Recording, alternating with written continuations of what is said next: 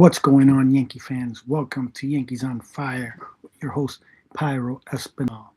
Today we're going to be watching the Yankees game from the against the Miami Marlins, and but today I'm going to do it a little bit different. I'm going to tune into the Yankees game on Yes Network, and we're going to listen to it as it goes. Okay. So once the game starts, I'm going to turn the volume up so you can listen to the game. I can't. I can't actually stream the game, but I can. Let's see if we can do that. Okay. And so the next thing is that make sure that you like and subscribe to my content. If you subscribe, the subscriber one number 100 is going to win a Yankee hat in whatever color you want it. The only condition is that you have to live in the U.S. Okay. So if the subscriber number 100 needs to is going to get a Yankee hat in whatever color you want, and make sure you live in the U.S. Okay. In a second, I'm going to look for the game now.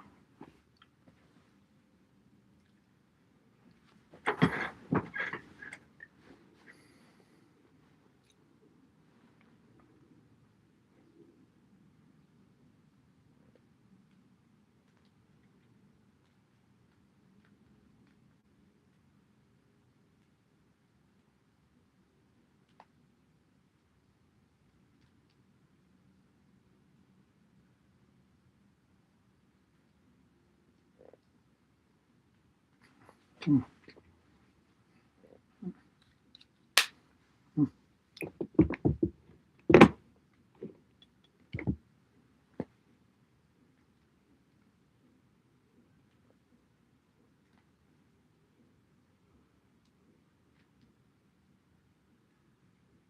Throw the first pitch. It's his second start of the year.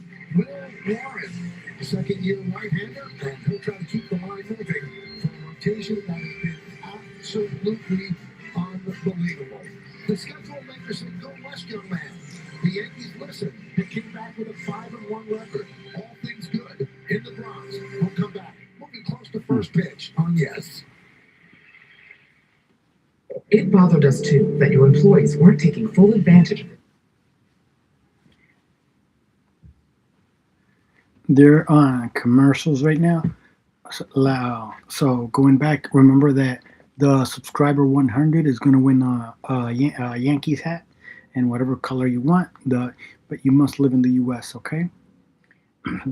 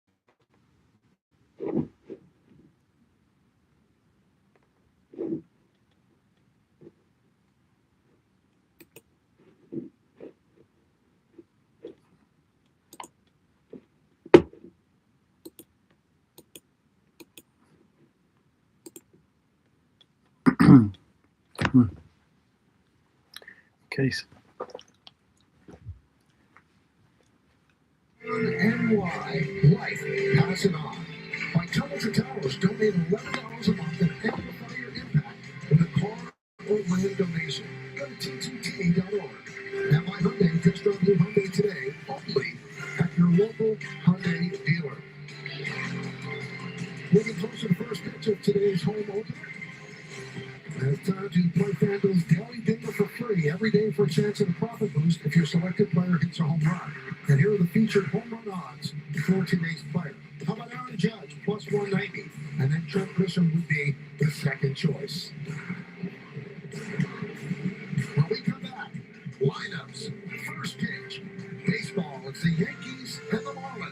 next, right here on Yes. Like a relentless weed, moderate to severe Crohn's disease symptoms can keep coming back. Break away to what's possible with Tremfya. With rapid remission.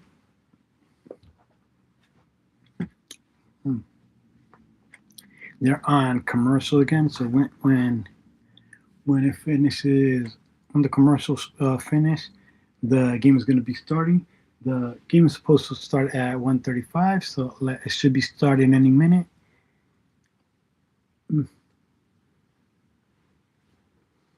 There's going to be Eury Perez is going to be pitching for the Marlins, and he's going to be facing. Well, the Marlins are going to be hitting first in the top of the first inning. So we're going to have Marcy leading off, playing center field. They have Edwards playing second base and hitting second. DH is Ramirez and hitting third. Hicks, number 4 hitter and catcher. Shortstop Lopez is the number 5 hitter. Casey's a number 6 hitter playing right field. Number 7 in the lineup is Norby playing first base. The 8th hitter is Conine playing left field. And the 9th hitter is Paulie playing third base.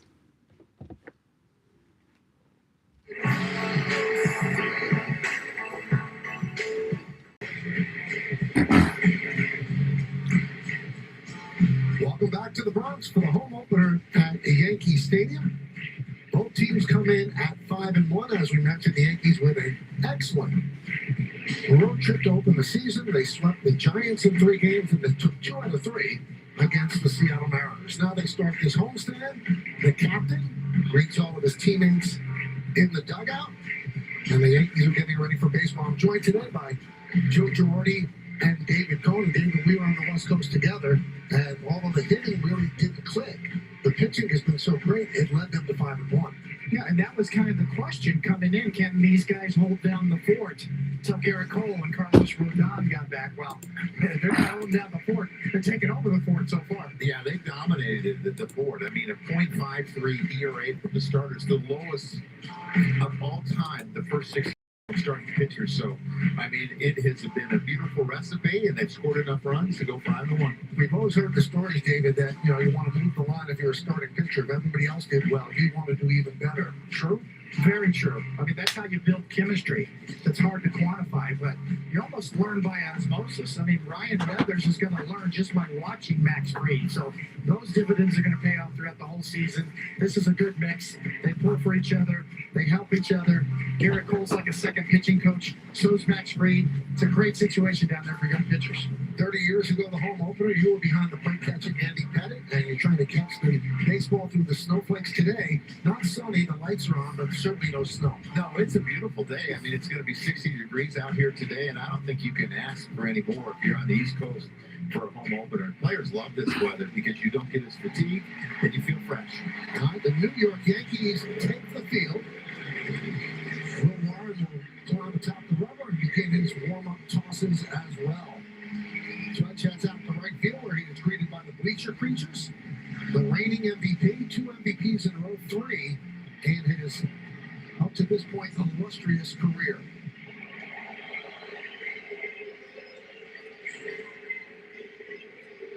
Oh, he even gives a little bit of a high five to the cameraman out there with him. Let's take a look at the Marlins starting lineup. It's Marcy, Edwards, and Ramirez at the top of the order. William Hicks has gotten off to a great start. The catcher will clean up. And Otto Lopez, the shortstop back there, batting 6th to play right field. It's Owen Cassie. Norby, Conine, and Paulie, they round out the 9-man lineup. You see Will Warren on the bump today in the Boogie Down Bronx opening day. And man, what a great feeling this must be for him. Last year, 33 starts. That in and of itself speaks volumes about this young man. And let's check out the Nissan Pitcher Scout Report for Will Warren. The fastball combo is really the key to the 4-seam, 2-seam. He has command of both, uses them both exceptionally well. His velocity's up this year. A couple of ticks. It's early in the season, but something to follow and watch. And that really comes along with his off-speed stuff, too. So a little crisper. And then for me, the changeup to lefties is an improving pitch. It's going to be a key for him moving forward to be able to neutralize some of these tough lefties. Now let's see the guys behind them. The defense brought to you by your local Tri-State Genesis retailers. Bellinger, Grisham, and Judge left and right in the outfield. In the infield, and McMahon, Caballero, Chisholm, and Rice. Wellesley behind the plate. Stanton, who's been red hot. He is the DH, and David just to tell. Ray Warren is on the mound. Behind the plate is Tom Hanahan. The umpire scouting report brought to you by your local Kia dealers. So fewer low strikes, fewer outside strikes on lefty batters. First game this season behind the plate, so no challenges against him. He's considered hitter friendly. Sun's trying to peek through. The lights are on. Marcy's ready. Warren's ready. And let's do it here in the box. And the first pitch is a strike. We are underway. Ronald Culp, the home plate umpire. Scott Barry at second. And Manny Gonzalez over third, joining Hanahan behind the plate.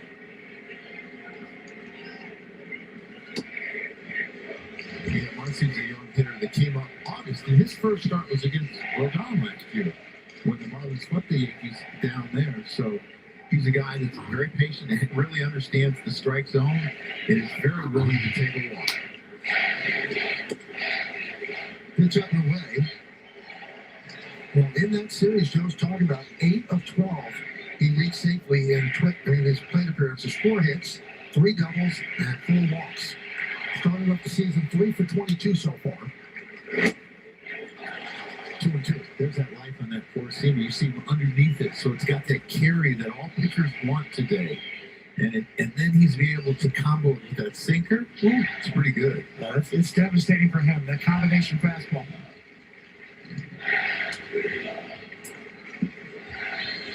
But to me, the next step that he has to take is being able to put hitters away quickly.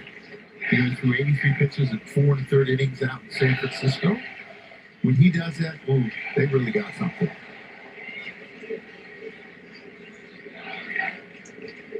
2-2. Upstairs. Marlins 5-1 started the season with series against Colorado on the White Sox. Outscored them 33-18 and hit 290 as a team against those 2 pitching staffs.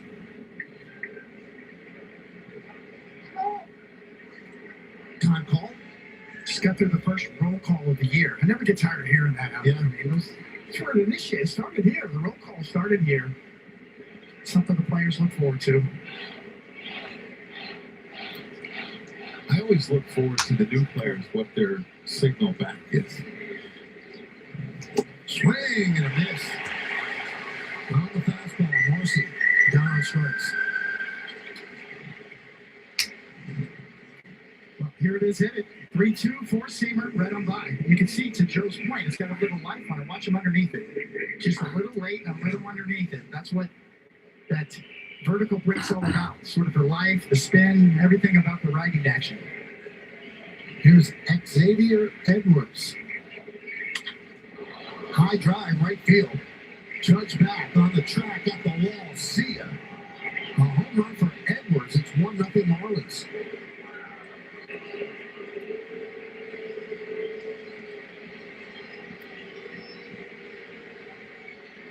Xavier Edwards only hit 3 home runs last year. They were all left-handed. He's a switch hitter. And when you face a guy like Will Warren, these hitters, you can be aggressive because you know he's coming right at you. Probably not going to be a lot of breaking balls early in the count. And he gets a fastball that's thigh high, and he's right down the middle, and he's able to pull it out of Yankee Stadium. But this young man has made a lot of improvements since they moved him from short to second. And left-handed, he's a very good hitter. Hit over 300 last year. Ramirez swings and misses. If that seemed unusual, you just saw that's the first home run allowed by Yankee pitching. They kept it in the park on the road.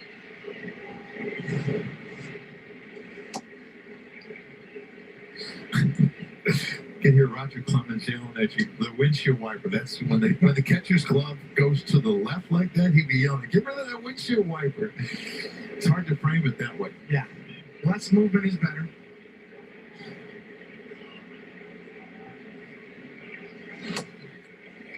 Got him up. Ramirez out of the Yankee system. came to Miami and the deal that brought Jazz Chisholm to the Yanks. Yes, you did.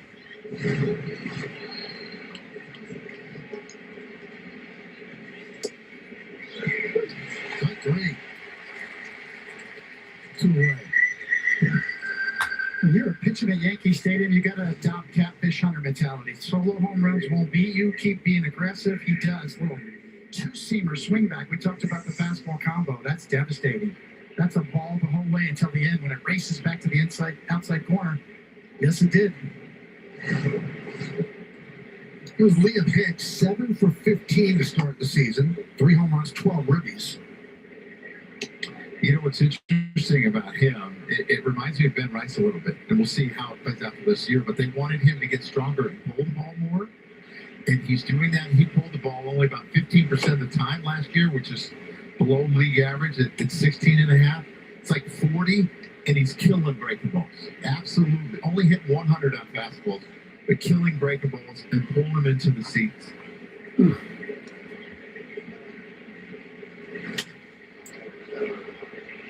Left center. Grisham hits it away. Now good. Edwards with the home run. Marlins won. And the New York Yankees coming back. Hey guys.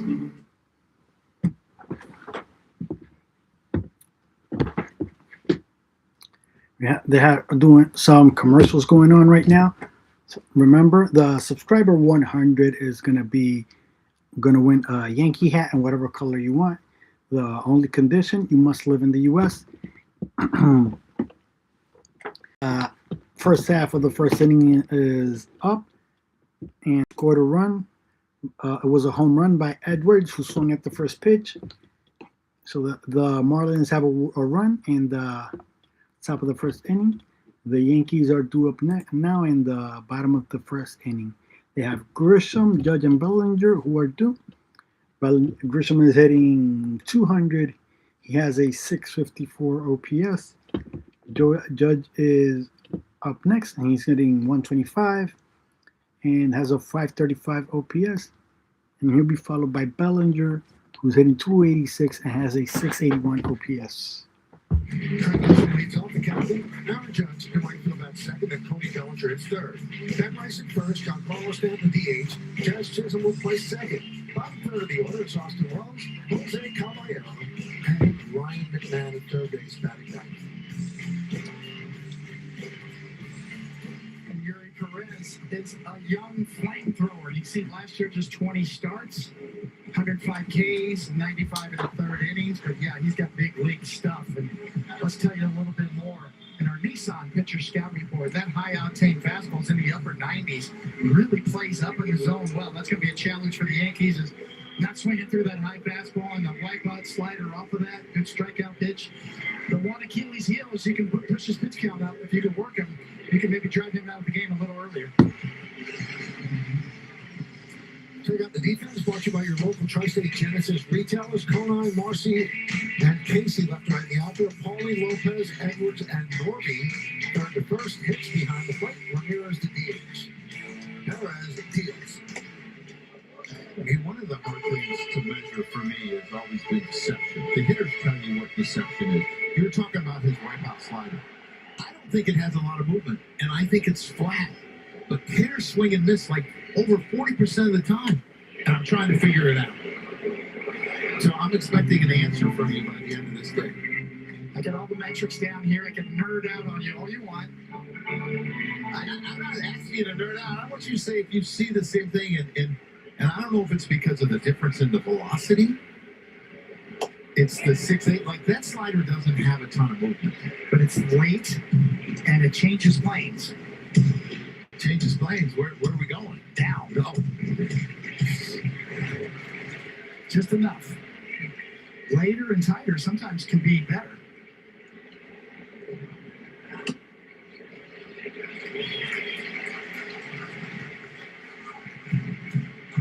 Well, they're not wasting any time checking. They're worried about Grissom getting on before Judge.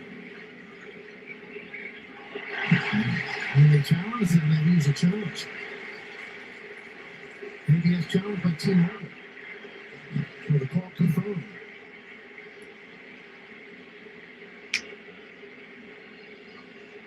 It's tough when you challenge in the first inning and you lose that challenge. They got one to play with.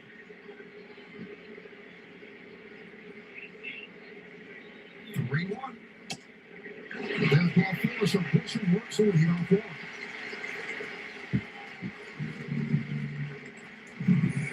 Take a look at the arsenal of Perez on StatCast 3D by Google Cloud. He's got a couple of different kinds of breaking balls. The slider is the main secondary pitch. He's got some other ones. We saw a sweeper in there. We'll throw an occasional sinker and a cutter, but it's really four-seam slider are the two predominant pitches. And I love his changeup. I think it's devastating. He hit a swing and miss at it 60% of the time. 60%. And it's a new pitch for him that he's starting to incorporate more, and he's using against righties and lefties. Judge on the road trip, 3 for 24. 2 of the 3 left the yard.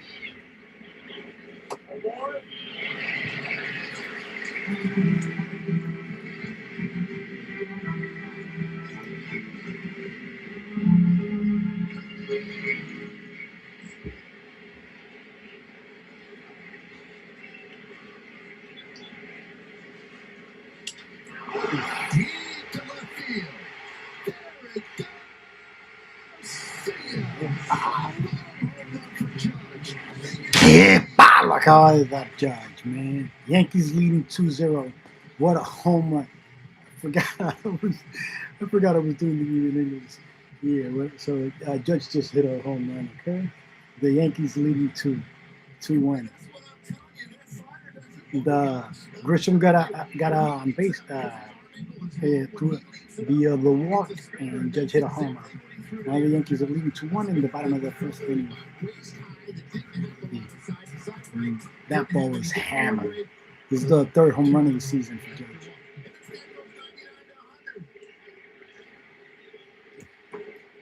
Bellinger swings and misses. Bell's probably saying, thanks, Judge. You chapped me, but first pitch means 98.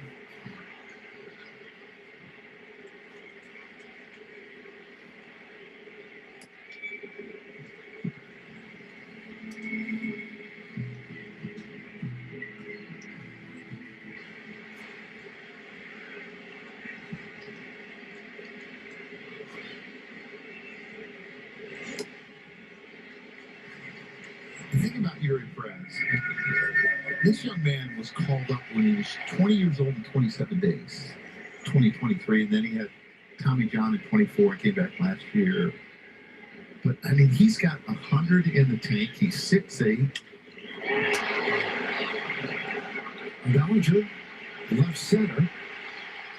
And Kodai collides with Marcy and holds on.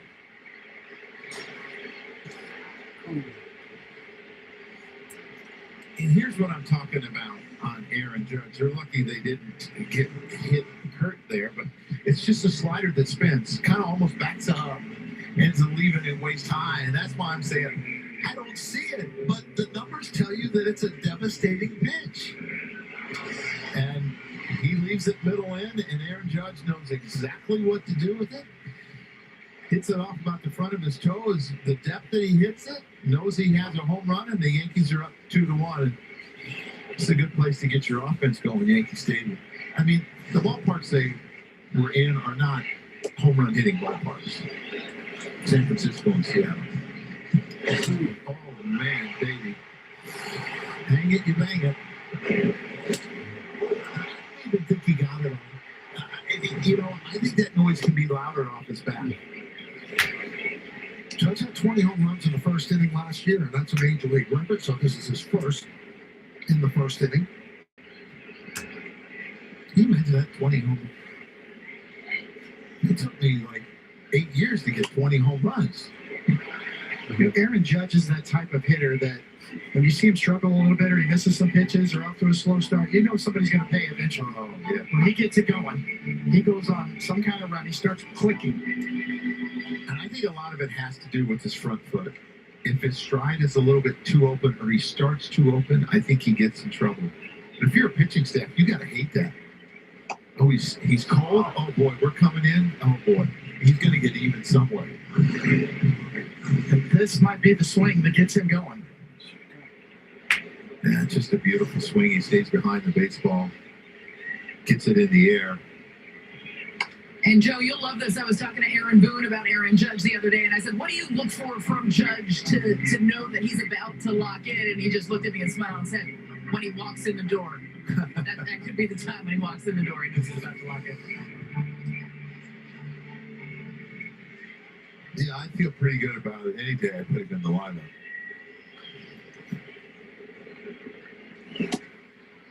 Wow. And Rice goes down looking.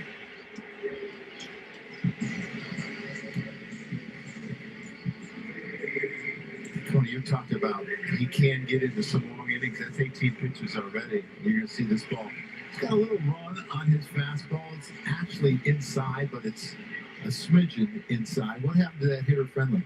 Well, it's also been Rice showing some discipline and not challenging there. First inning, didn't want to take a chance. You know, that's really the difference. It's the discipline that the Yankees have shown.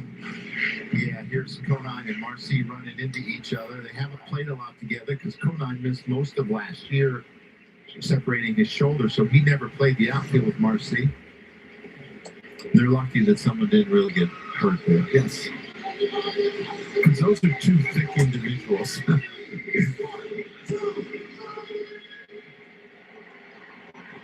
And you think about when you play Marlins ballpark, there's probably not a lot of noise.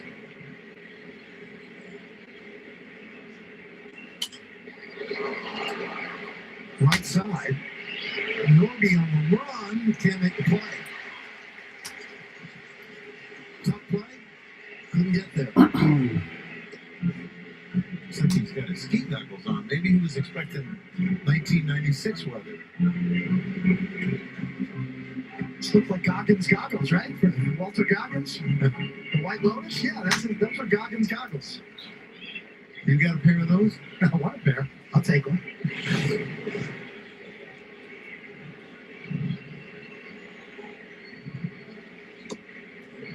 Gotta be honest, David, I didn't have Goggins on my bingo card. Goggins goggles? Yeah.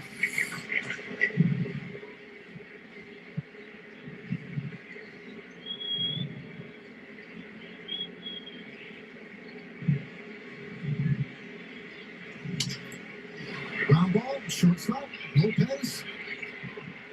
Nope. And that'll do it. But the Yankees take the lead because the captain does what the captain does. 2 home runs on the road, but Yankee Stadium is home. That's a home run, 2-run blast. There are many ways to do your taxes with H&R Block. Come to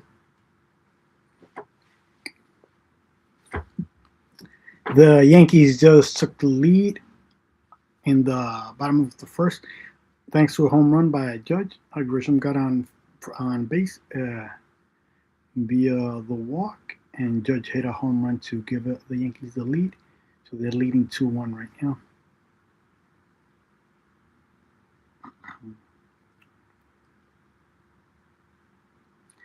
Lopez, Casey, and Norby are due up next for the Marlins in the top of the second inning, and they're going to be facing Will Warren from the Yanks.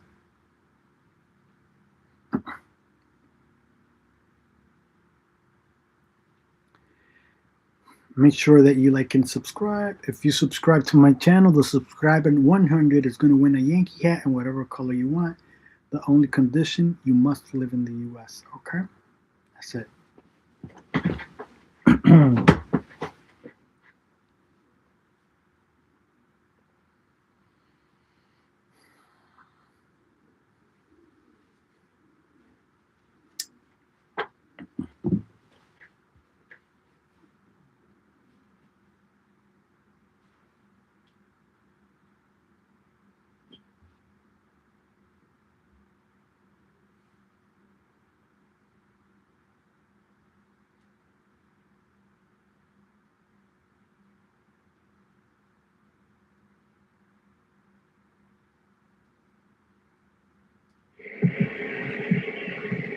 MLB Plus is new for 2026. Stream MLB Network 24/7 and select out-of-market games every single week. Plus live radio broadcast of every game, game day 3D, beginning and minor league action. Visit MLB.com MLB Plus to subscribe today. Otto Lopez, 7 for 22 in the first 6 games. And he's quickly down in the count 0-2. How about that, Coleman? That's perfect pitching from our vantage point. He threw the sweeper that went right to left, and then the two-seamer that went left to right. So hitter, you're 0-2 before you know it. It's not fair. You guys are too good. Now, last year, in his rookie year, Will Warren wore number 98, and he has switched to 29, a tribute to a cousin who passed away who had worn 29 in high school.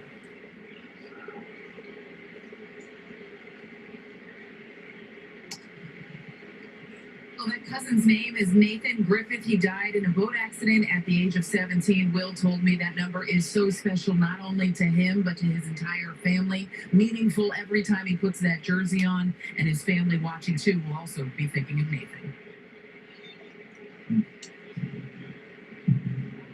Pretty good Yankee pitcher has worn number 29, Hall of Famer Catfish Hunter. Rafael Soriano also wore 29 in a more recent vintage, Gio Urshela and Austin Slater. Slater is now at the Marlins. He was in spring training with Detroit. He asked for his release.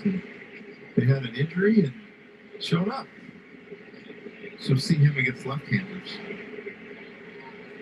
And our very own Todd Frazier also wore number 29. Today on the pregame show, just a really nice suit, not a number. He might have had it etched in the jacket. Maybe. Not for us to see, though. 3-2, swing and a miss. Third strikeout for Will Warren. You know, I think you can take a look at how good his stuff is. This Marlin team was number 1 in the fewest strikeouts. Now, I understand they played the White Sox in Colorado, but still, as a club, last year they didn't strike out. They put the ball in play, and he's done a really good job, except for the solo homer. Here's Owen Casey. Marlins got him from the Cubs in the Edward Cabrera deal.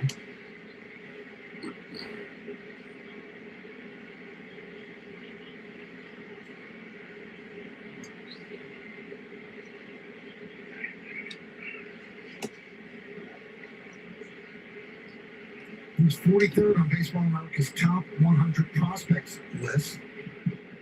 He said he liked the Cubs, he said, but he thought he was blocked there. Really hard to break through on that team, he said. Well, he's got an opportunity now. You talked about how he was traded for Edward Cabrera. I think the Marlins did a good job in this trade. Cabrera's a free agent after the year. And you look at this young man, I mean, the number 1 prospect for the Cubs, great raw power.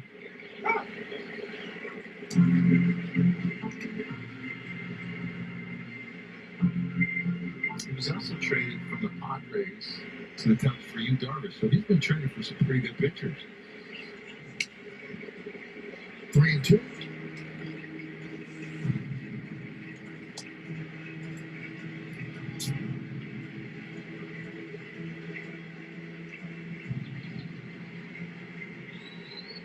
Seven for 20 to start the season. Yankees lead 2-1 on the Judge home run.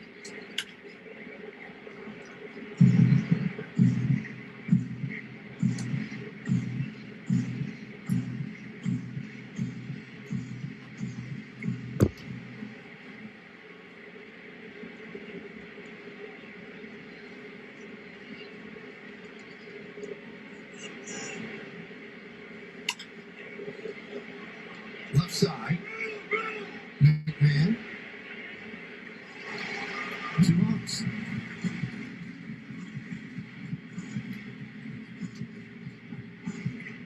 Did you hear Austin Wells yelling, he's got room, you got room? Did you hear that? It's really a good job. I mean, as a catcher, you're taught to be that sometimes the eyes when the balls are in foul territory for your infielders. Here's Connor Norby.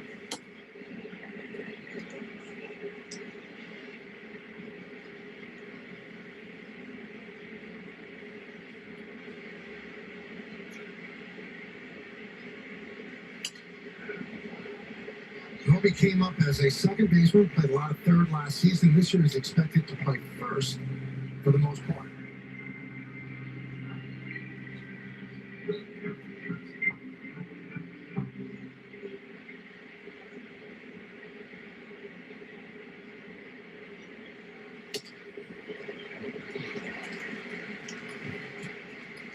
One and two. See, but next week he's trying to get the ball in the air. And he's done a good job this year going the other way, even though they're playing a little bit center and left as a whole, because he did pull the ball a lot last year in the air. He's been using the other field a lot so far this year.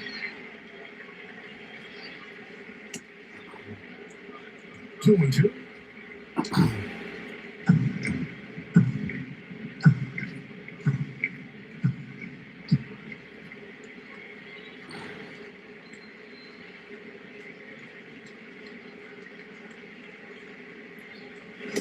Swing and a miss. 4 strikeouts in 2 innings for Will Warren. On the bottom of the second, Yankees lead this one 2-1.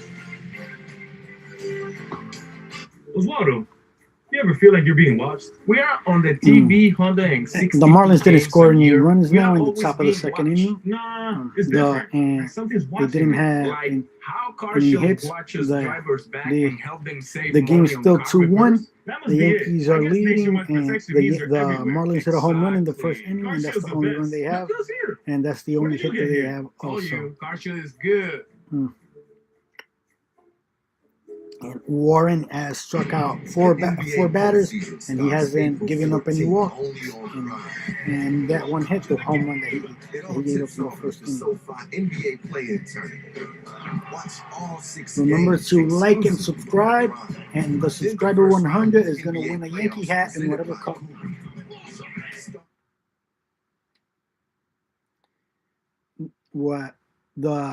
Remember to like and subscribe. The subscriber 100 is going to win a Yankee hat in whatever color you want. Okay.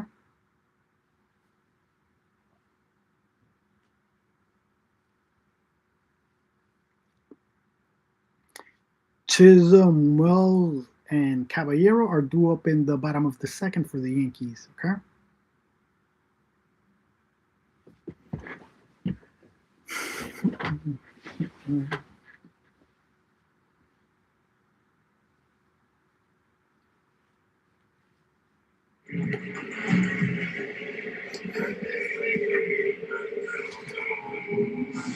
Welcome back to Yankee Stadium. Vanguard scoreboard 2-1. The Yankees over Miami.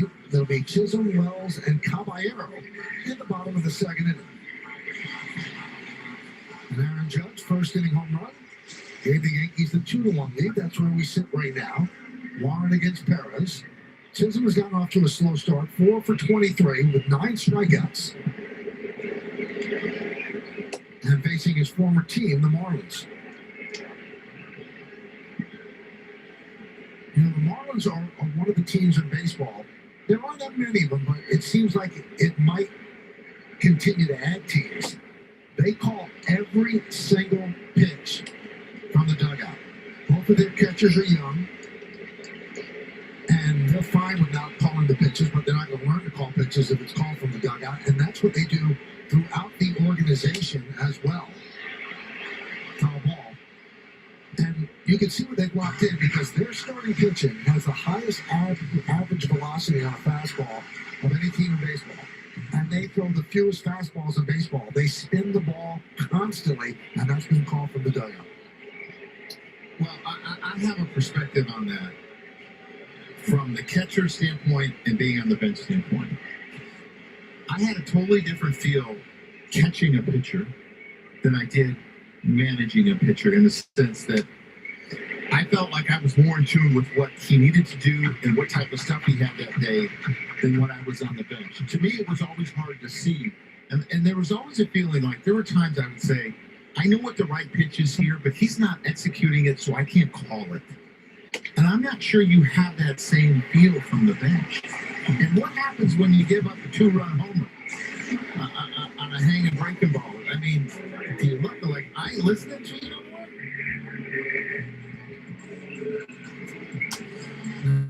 Between innings, Moravec caught up with Garrett Cole. Garrett, the starting rotation just continues to roll well. Will Warren gives up the solo shot and locks back in. What do you think of his stuff so far this afternoon? His fastball looks really good. He's using it to both sides of the plate. It's been an effective pitch for him. He's been attacking the strike zone well. Garrett, what's next for you, and how badly do you want to join this rotation when you see the way that they're pitching?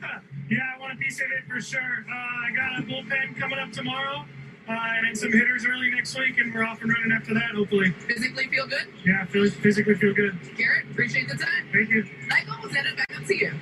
Well, back in Meredith and to Garrett, giving us that time between innings. So Chisholm walks, and it's an 0-2 count on Austin Wells. Austin 3 for 16 in the early going. So, like, what is your mindset when that happens as a pitcher? There's so many layers to this, right? That you have to peel back and analyze. If you're calling pitches from the dugout based on probabilities of what's going to be successful, first of all, we've got espionage in today's game right there, the signals he's giving. We have the first base coach and the third base coaches in the box now because they were stealing signs or stealing the grips from the pitchers. How long before this espionage goes on when you figure out the code? Runner goes. Throw to second. Not in time. You can run against the Marlins. Hicks only catches 10.5% of base hits. Great jump. Off and running. Watch this jump. Wow, 4-5 steps.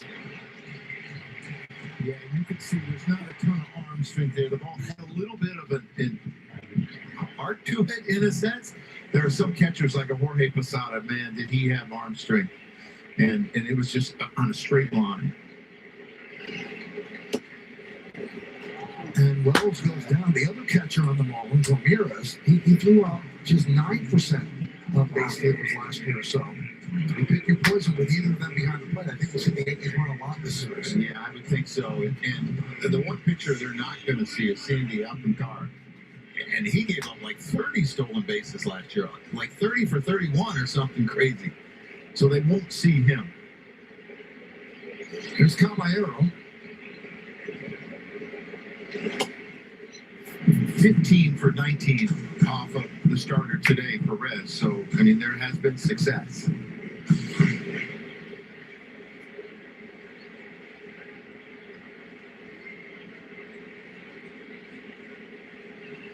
Runner goes. Throw to third. Another stolen base, the fourth of the season for Chisholm.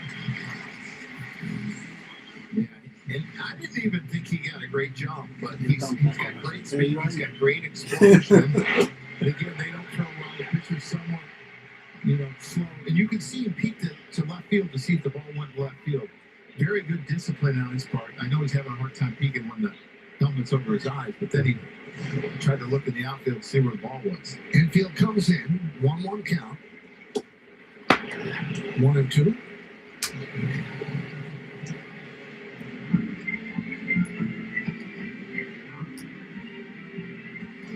Ryan McMahon on deck.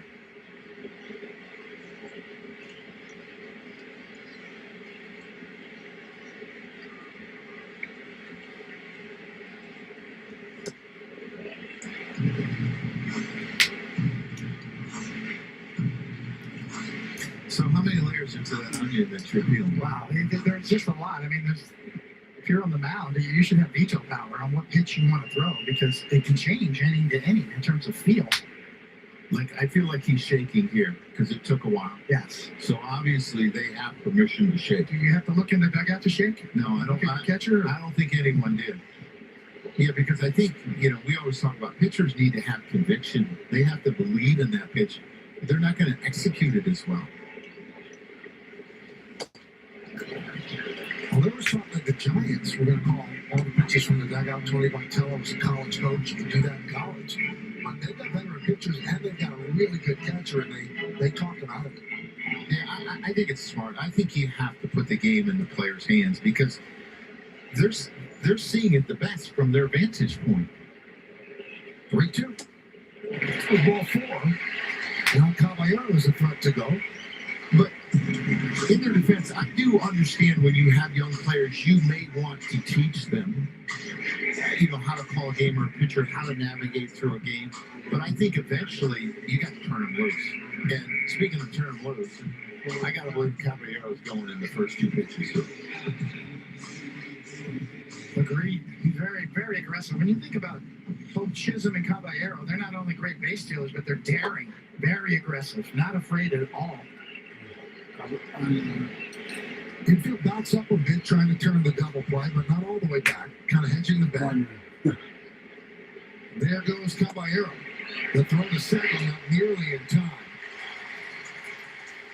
So the Yankees in this inning, 3 for 3 stolen bases. And see Caballero peek in to see if he was going to throw it. He was safe, easy. And that stolen base forces them to bring the infield in again. Now you squeeze one through, it's 2 runs.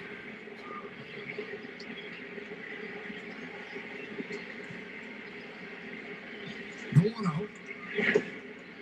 McMahon 1 for 15 in the early going. Last year, the Yankees scored the runner from third base with fewer than 2 outs 54% of the time. That was the 5th best in the majors.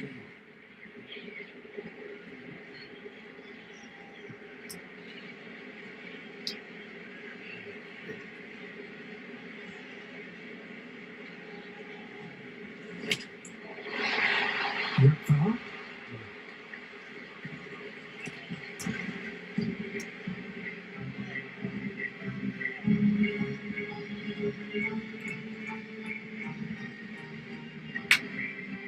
Yankees 11-6 at this iteration of Yankee Stadium on this side, 161st and River.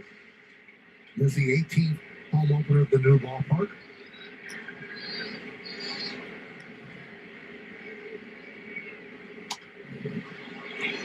Overall, than 123 home openers, Yankees are 82, 40, and 1.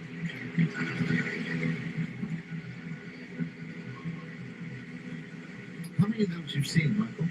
About 40? 35 as a broadcaster, 5 as a writer. Yeah. And then I want to As a kid? Yeah.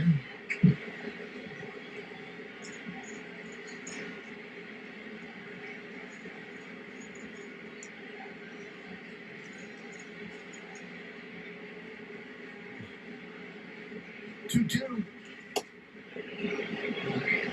Count is full as Hicks take the to the third. That causes Jazz to dive back. Well, you can see the Marlins are trying to keep Jazz close. Cauley's holding on. He normally wouldn't be there with the left-handed hitter up, but he's trying to keep him close, and the catcher's doing a pickoff. There's that open lane for the catcher, so as a base runner, you have to be somewhat careful, because I still think the Yankees are going on contact here. And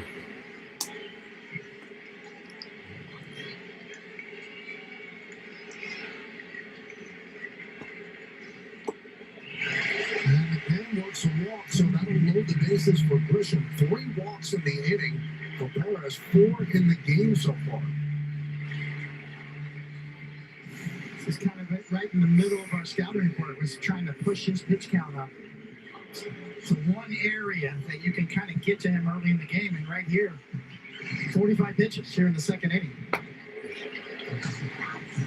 Daniel Moskos, the pitching coach, comes out to talk with Perez. Imagine one of the pitchers turns to him and said, "What are you talking to me for? You're calling the pitches." I think it's Daniel calling the pitches. It's the assistant pitcher. Yeah.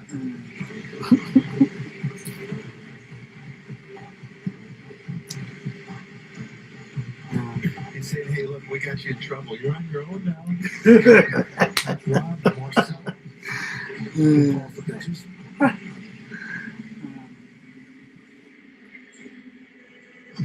Cody, did you ever find in your career that it was much harder to pitch on the road? Because his home and road splits are really pretty far apart. His home, he's a 2.93 ERA. On the road, he's a 5.33. A lot of pitchers feel that way. Just more comfortable at home, sleeping in your own bed. Marlins looking for the double play, although the shortstop Lopez is in. strike. I would like to see him swing at that slider that wasn't moving.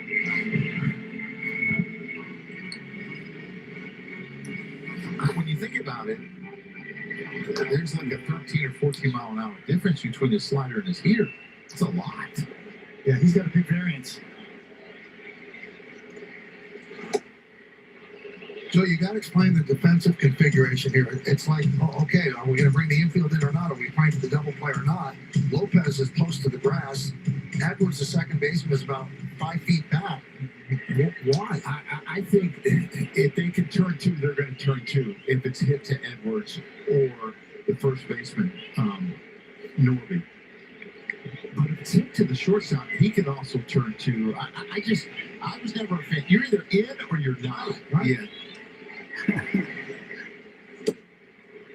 Because like Edwards backs up, and if the ball's hit to Edwards, there's a chance he's not going to be able to turn two, or he's not going to be able to get the hitter at home, the runner at home. So either scoot back or come in. Now he's backed up a bit. Shortstop's still in for the lefty swing, Grisham. But to me, Michael, like I always used to say, is that really in? Because he's a lot further away than the third or first baseman because he's in the middle of the diamond and the bases are 90 there and it's 126 feet from home to second. So he's a lot further back.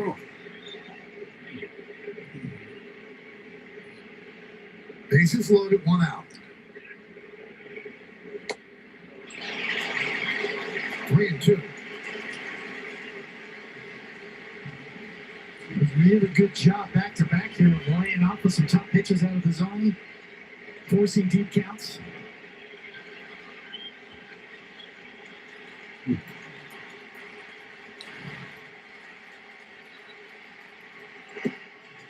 Ball 4.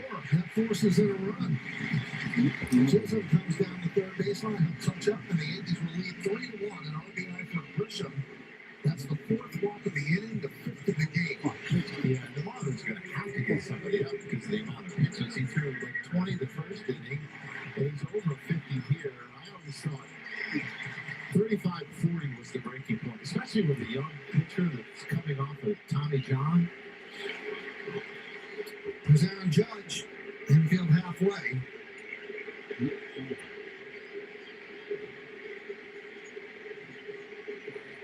Judge with a long home run in the first inning, his 3rd of the year, a 2-run shot. That got him. Perez all over the place. That's going to force in another run.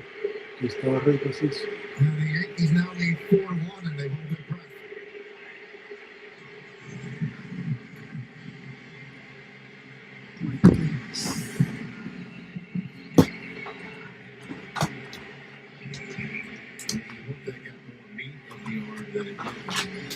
It's hard to see where it hit him.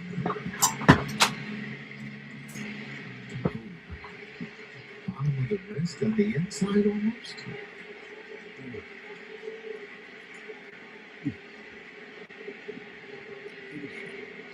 Pitch clock violation for Perez. Yeah, it's kind of unraveling here, Michael, for him.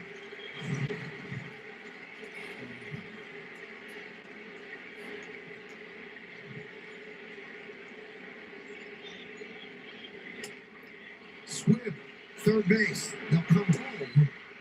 And then they get the force on McMahon. Bellinger reaches on the fielder's choice. Bases remain loaded with 2 outs.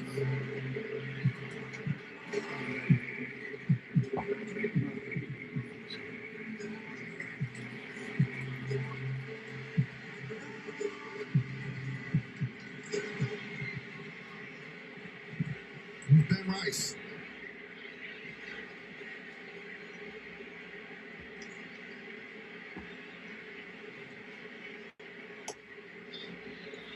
You want to know? Just seems to me he's getting behind with a lot of early off speed. And I would think that you would chase more when you're sped up from his fastball.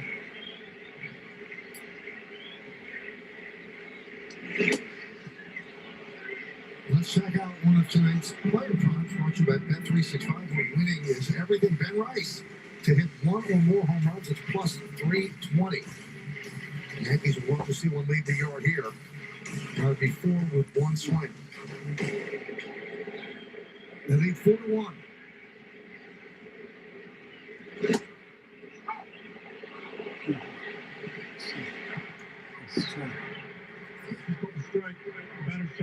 So Ben Rice will get a challenge. Pitch was called the strike. Challenged by T-Mobile.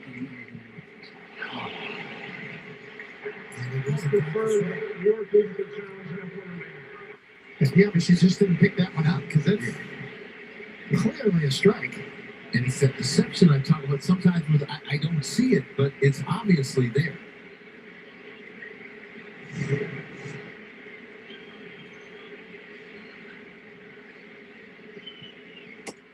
And what you don't want to happen is, I think Ben Rice has really good command of the strike zone. Don't not challenge a pitch for 10 days because you missed one, right? If you really believe that there's one you should challenge, you need to continue to do it. 23 pitches in the first, 34 here in the second. This is 35.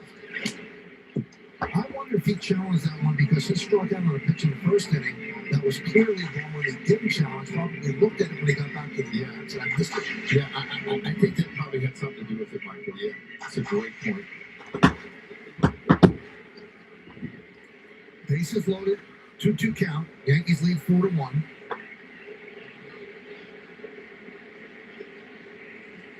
Swing and a miss, got him. Well, the Yankees, they walked 4 times to get hit by a pitch. They scored 2 to lead the bases loaded. Like a relentless weed.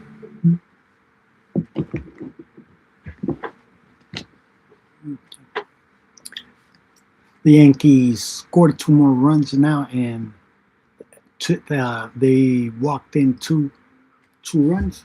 I mean, they hit they walked Grisham to go up, and the Yankees scored a run. And Judge got hit by pitch and with the bases loaded, and they scored another run. Those were the 2 runs that the Yankees scored in the bottom of the second inning. Now the lead is 4-1. They did receive 4 walks during the inning.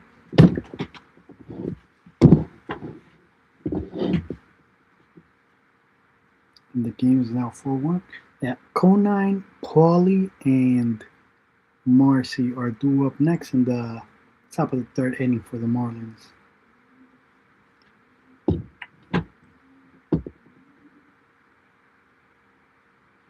Marlins have 1 hit, and and the Yankees have 1 hit.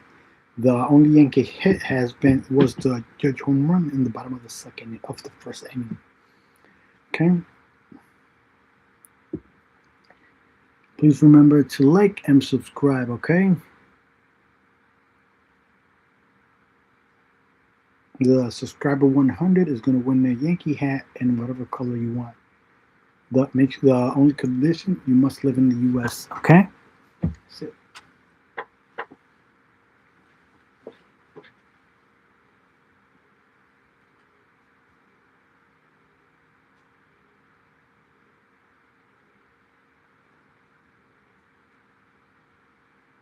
Yankees baseball on the ice is brought to you by Delta, the official airline of the New York Yankees. Delta, keep climbing. Griffin Conine will lead off here in the 3rd. Yankees lead 4-1. There's a strike. Conine's father, Jeff, referred to as Mr. Marlin. He played 8 seasons with the franchise across 2 different stints, an original Marlin in '93. And he actually played on both the '97 and the 2003 World Series champions, the only Marlin to play for both of those teams.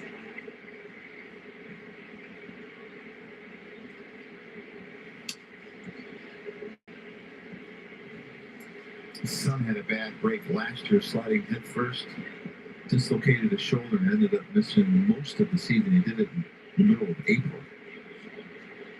Swinging the bat okay before he got hurt.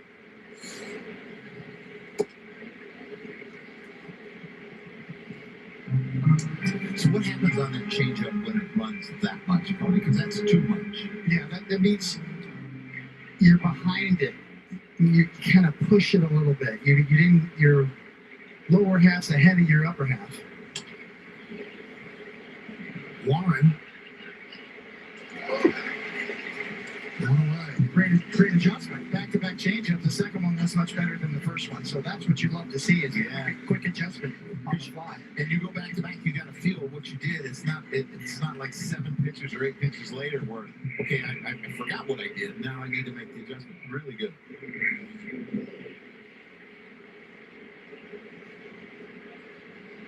Here's Graham Poley.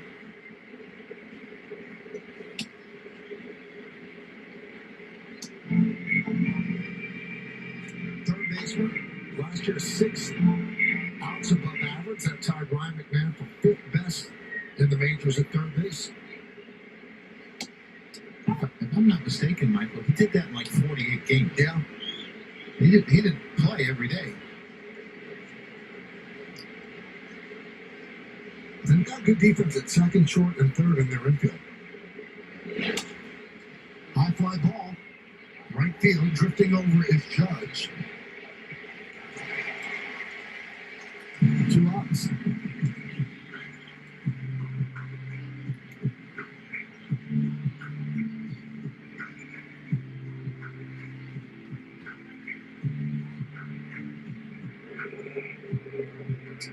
Something interesting to me about Jacob Marcy, when he came up last year, that first month he hit 352 with over 1,000 OPS.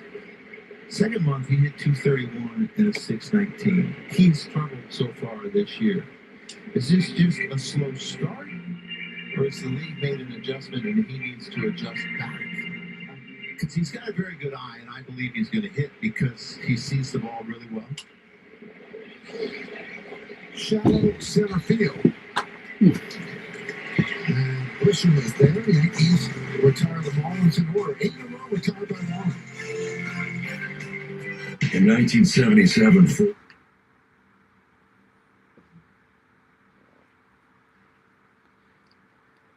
the game is still 4-1. The Marlins didn't score any runs now in the top of the third. Now it's the Yankees' turn to hit in the bottom of the third. They have Stanton, Jazz, and Wells up in the bottom of the third inning for the Yankees.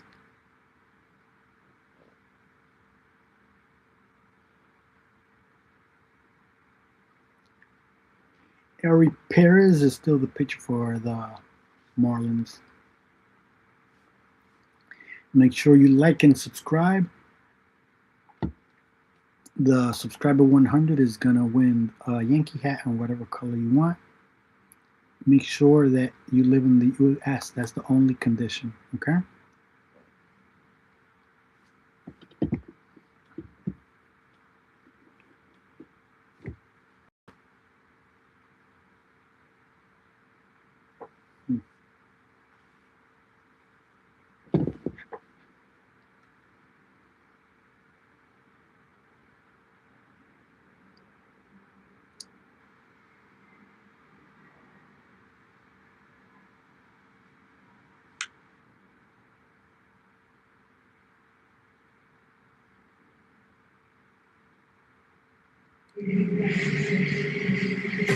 Let's time for Pinstripe Drive, brought to you by Toyota, the official hybrid vehicles of the Yankees. Today's picture is a 4-month-old Benjamin who's enjoying his first Yankees home opener today. Anyone to come, Ben? And use the hashtag Toyota Pinstripe Drive. Mention yes in pictures you post to social media to reflect your love for the Bronx Bombers. We might spotlight you in a future deal. Well, a rocky second inning for Paris. Now he faces Stanton leading off the bottom of the third.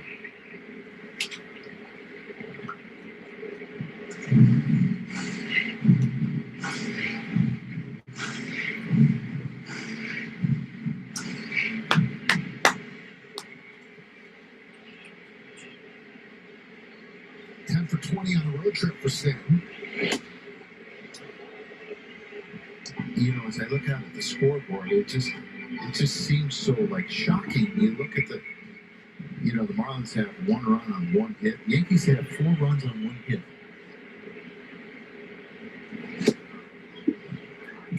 One and two.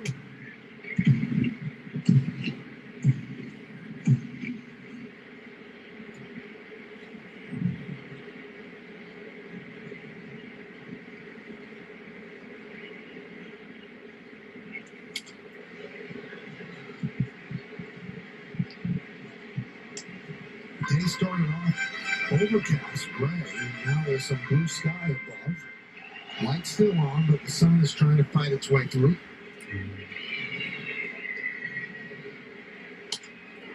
In on the hands and popped them up. Nice play by the shortstop Lopez.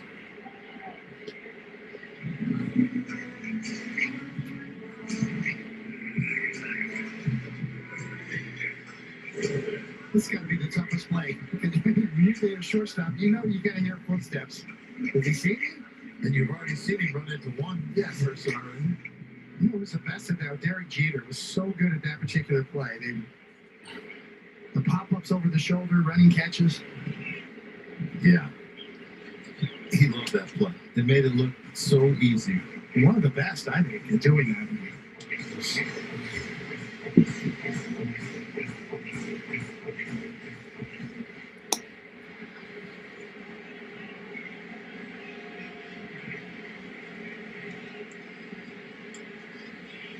Line down the right field line. It just goes into the corner. Put it out there by Casey. Sliding in the second of the double with Chisholm.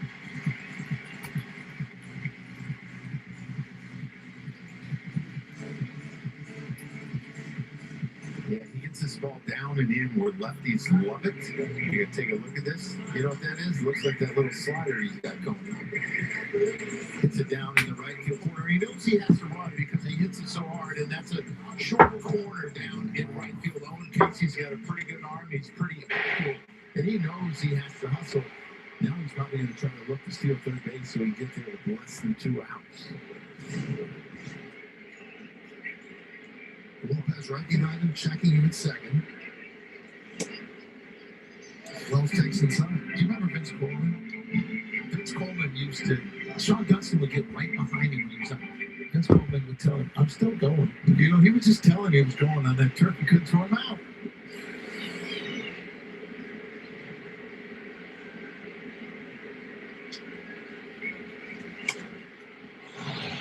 Fly ball. Right field, backing up Casey on the track. Now on the grass, he makes the play. Tagging is Jazz, and he'll make it the third.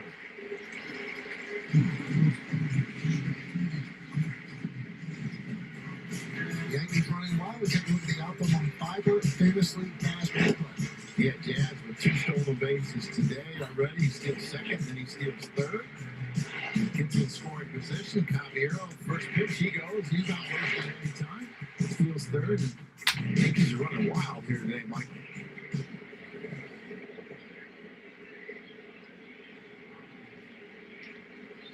There's Caballero, runner at third, 2 outs. Yankees lead 4-1. Caballero walked and stole back in the second, came out to score.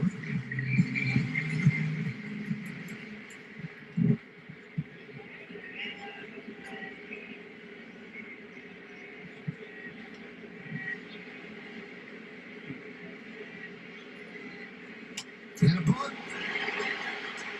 Hits to finish. That's a nice play by the catcher to get Caballero for the final out.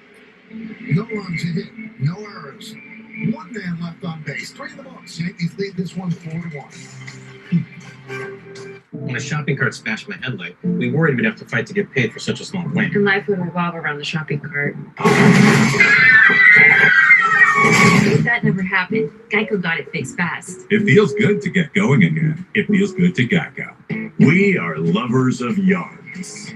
Where others see chores, we see a chance to make our little slice of paradise more paradisey. That's why we only use professional grade Echo Power.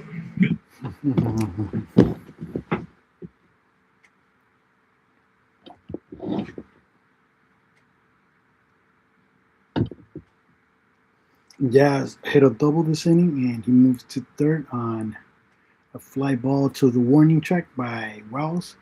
The Yankees are still leading 4-1. And Jazz got hit. Hmm. Edwards, Ramirez, and Hicks are due up next for the Marlins in the top of the fourth inning.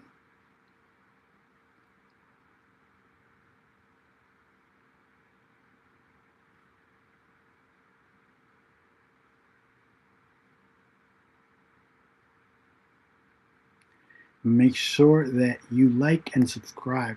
The subscriber 100 is going to win a Yankee hat in whatever color you want. The only condition, you must live in the U.S. Okay?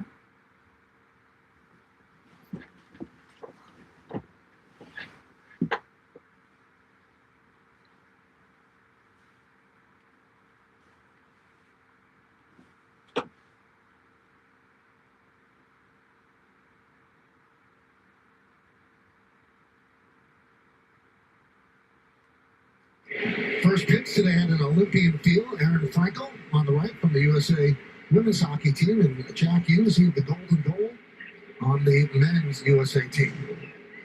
And they just lent the gold medals. Yeah, to the catchers. Lent them. They're going to keep them. That would have been high stepping back into the dugout.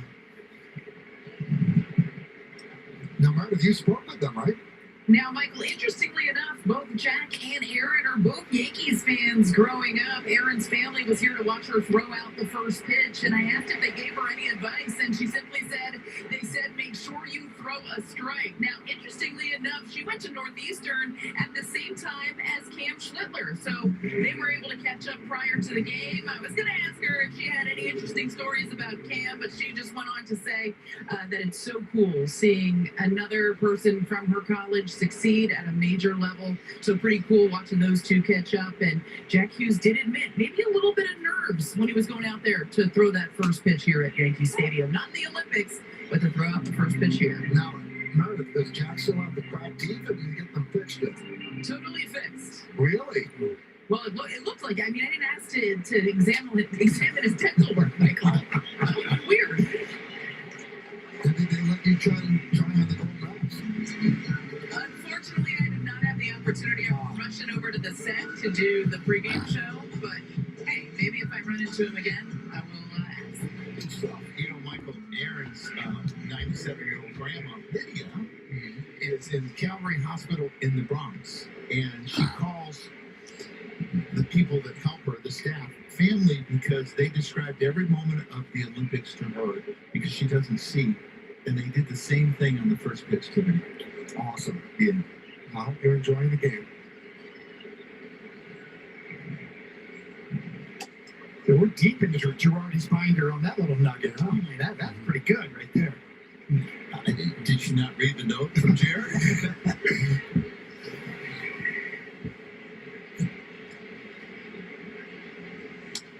How exciting were the Olympics, though, the hockey? And I'm not a huge hockey fan, but I was glued to the TV for those games. To win to beat the Canadians twice. Fantastic, really. I mean, Overtimes.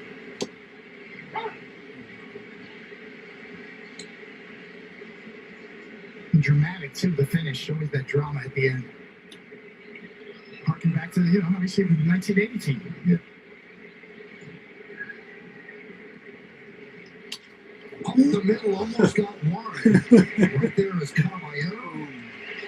And another 1, 2, 3 for Warren. He's retired 11 in a row since the home run in the first. When a shopping cart smashed my headlight. The Marlins didn't get any hits, walks, or anything this inning in the top of the fourth.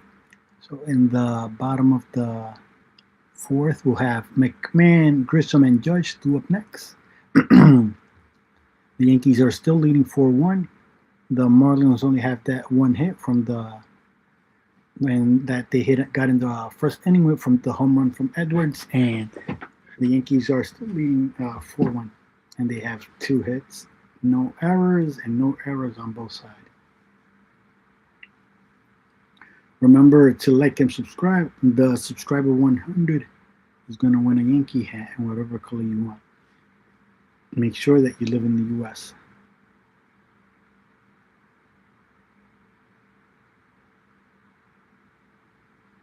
Warren hasn't given up. He only allowed that hit by the Marlins in the first. He hasn't allowed any walks or anything else.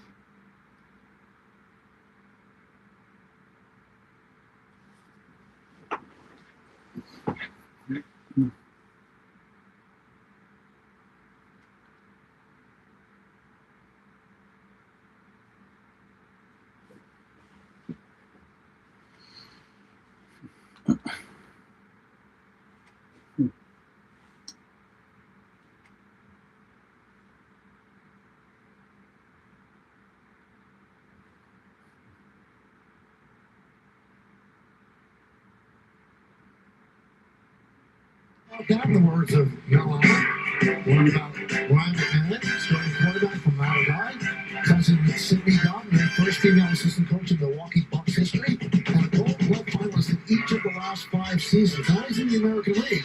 He might go up on this time.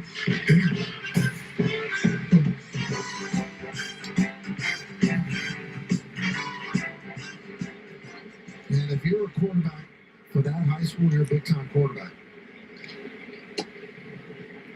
And he will lead off, takes a pitch outside, 1-0. Do you know an ex-Yankee went to modern day? No.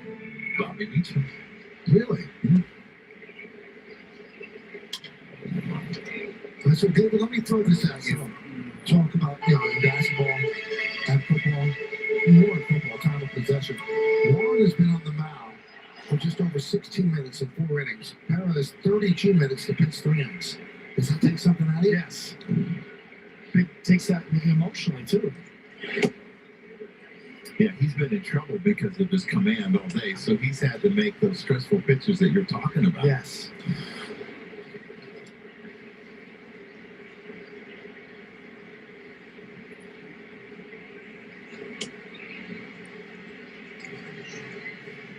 Three and one.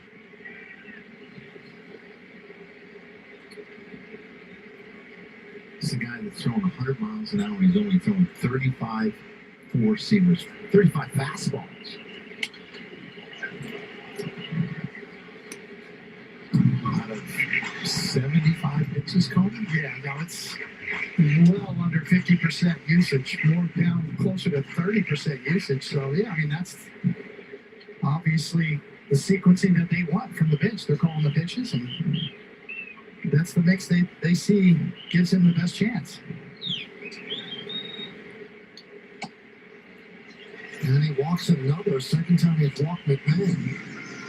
One of the problems I have, Michael, with it is that there's a theory that if you don't use it, you lose it, and that's the key with a fastball. If you don't throw enough fastballs, you're going to lose some velocity, and then that feeds off of your other pitches too, because you need extension. You need to really extend to throw your best fastball, and that helps your other pitches as well. If you don't throw enough of them, it's hard to rely on it when you do go to it.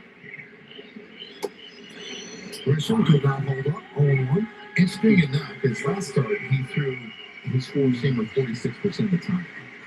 He threw it 11% more than he has. And the other thing is it hard as a pitcher when you're bouncing around so much between pitches to find a feel for certain pitches?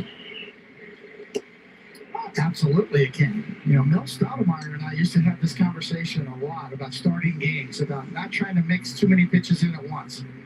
And try to get through the lineup one time, see what's happening. See if you're allowing weak contact. Get on the ground. Let your fielders help a little bit early in the game. Get quick outs when you can.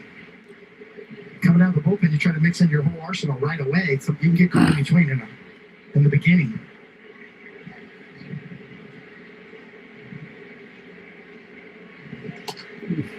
Up the middle. And that's a double play. Now it's time for discipline that delivers measured by Vanguard. And Aaron Judge delivered in the person.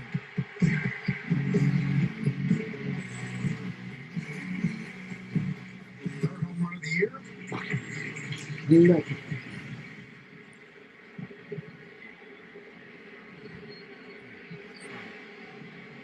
And his 190th home run at Yankee Stadium.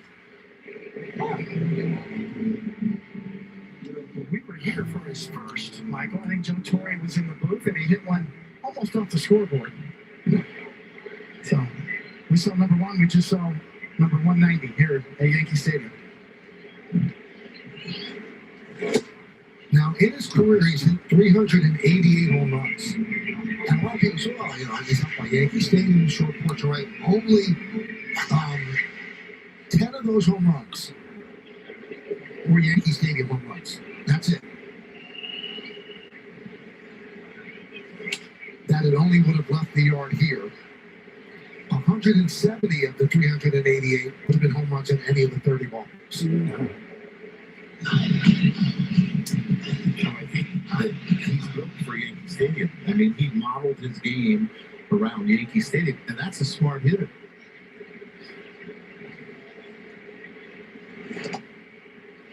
I mean, I think you see a lot of left-handed hitters at Fenway model themselves to hit the ball the other way because of the wall. Because that's a big ballpark to right field, and it's hard to hit it out. I just have a hard time looking at 6'7", 280 and think cheap home runs. I mean, this guy can hit one out of Yellowstone. And Judge down on strikes. No runs, no hits, and he goes to the double play. Nobody left. He's into the fifth inning.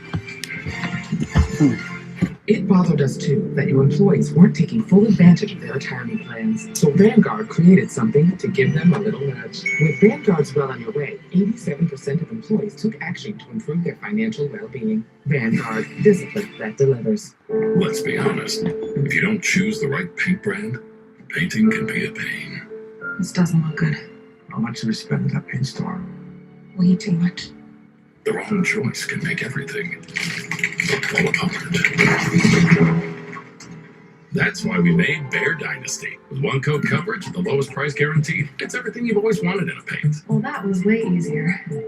Go with Bear, the most trusted paint brand in America for a reason. Available at the Home Depot. Oswaldo, you ever feel like you're being watched? We are on the TV 162 games a year. We are always being watched. Nah, it's different. Like something's watching me. Like how car shows watches drivers back and help them save money on car repairs. That must be it.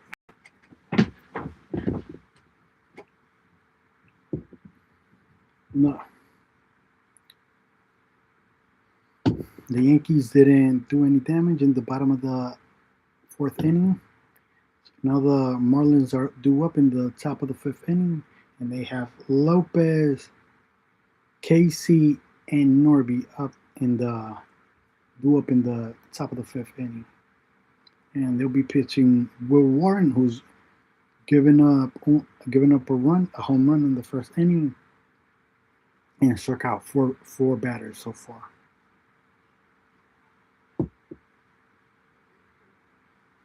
The subscriber 100 is going to win a Yankee hat in whatever color you want. Make sure that you live in the U.S., okay?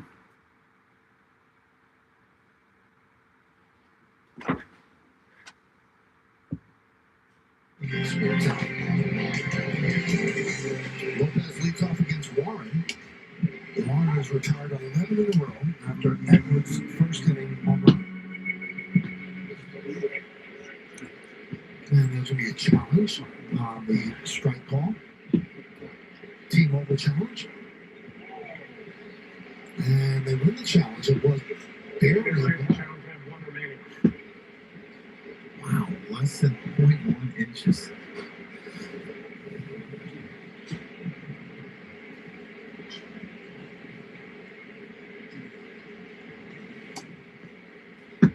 One thing this challenge system has shown me is that these umpires are good. I mean, you expect an umpire to get that pitch right, but by that margin, no, these guys are better than they've been given credit for.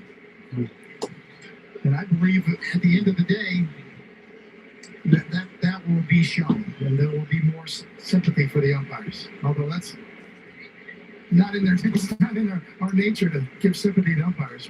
No, because we're going to remember the one pitch. Yes. How do you think it affects a pitcher? Like, Will Warren thought it was 0-1, and all of a sudden it was 1-0, and then he threw two balls right after that. It could be a letdown. You really have to prepare yourself for anything. And there's nothing that's really prepared you for it because you've never been through it.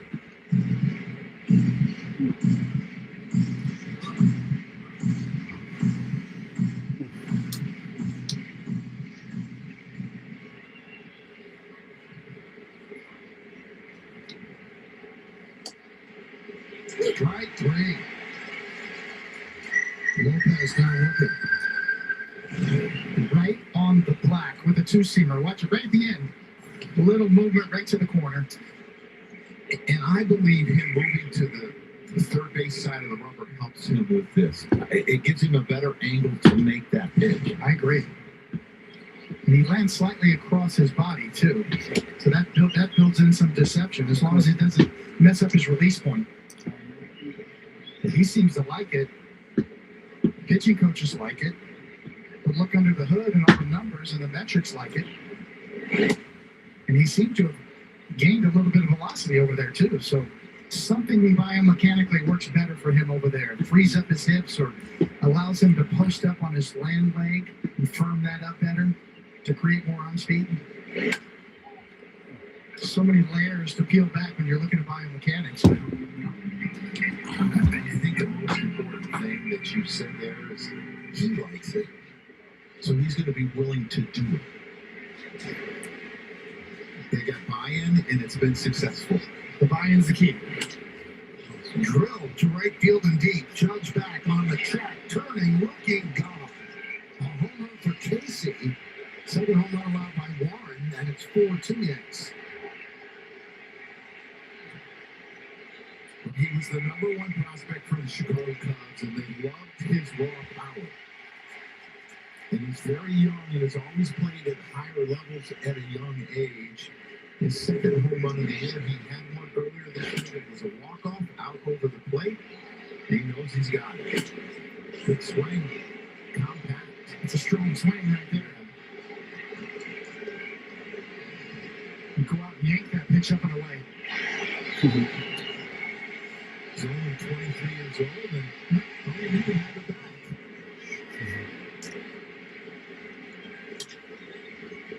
Norby with a ground ball to Caballero.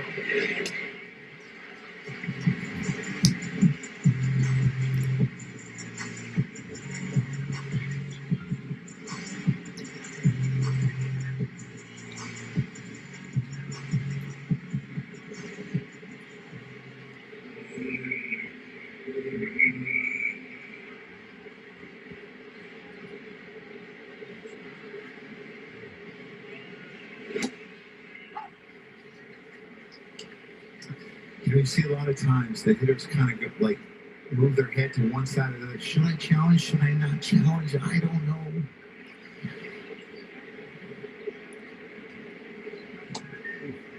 How do you think O'Neill would have done with this challenge system?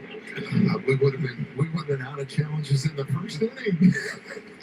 You would challenged everything. He would have liked it though. And it probably would have saved a few coolers. 1-2 on Tonine.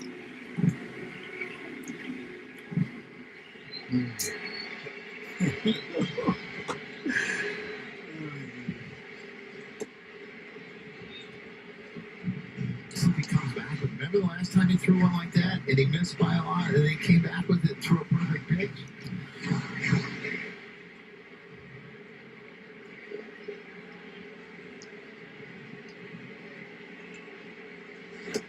Strike three. Tonine down looking. 1 run, 1 hit. Nobody left on base. We're halfway through. Yankees 4, Marlins 2. In New York, let a local.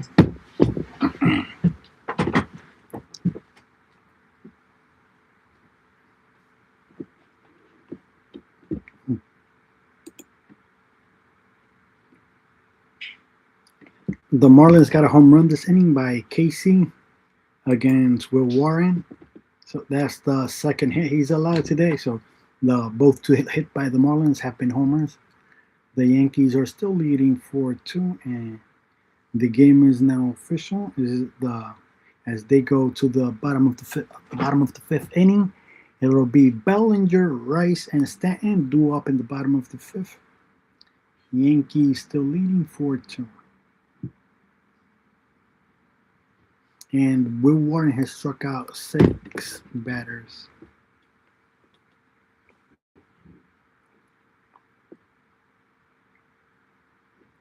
But he's given up 2 hits.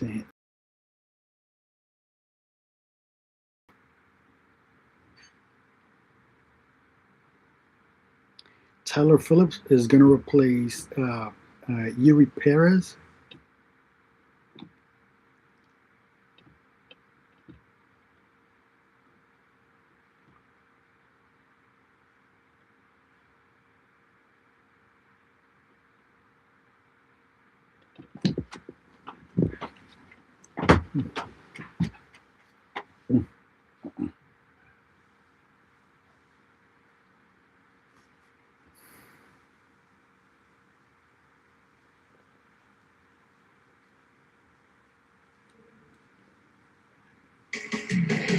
Yankees baseball on the ass is brought to you by Sandals Resorts. Get closer to the Caribbean. By Vanguard, opening week is brought to you by Vanguard, discipline that delivers. And by your local Tri-State Genesis retailer. Learn more at genesis.com.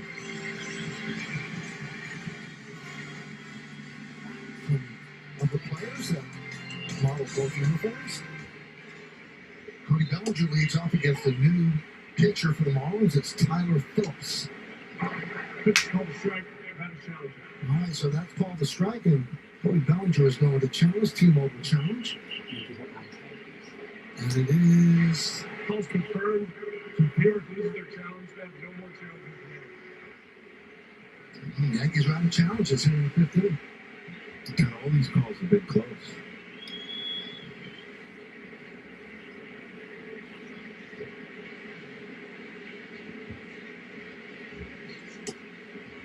We've talked about how good the Yankee starters have been, and their bullpen's been really good too. The Marlins bullpen, 17 2/3 inning, .51 ERA, and they have not given up a run in the 7th, 8th, or 9th so far this year. And as young as their position players are, their bullpen is experienced. A bunch of 30-year-old guys that have done it. Fairbanks at the end. Good stuff, power arms. In the left center field, long run from Marcy. He's not going to get there. It bounces over the wall for a double for Bellinger.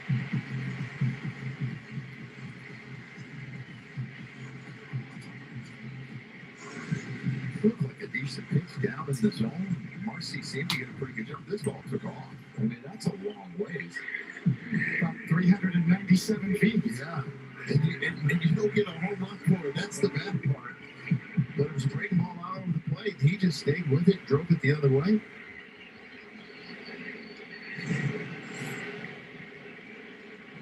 With Ben Rice, struck out twice.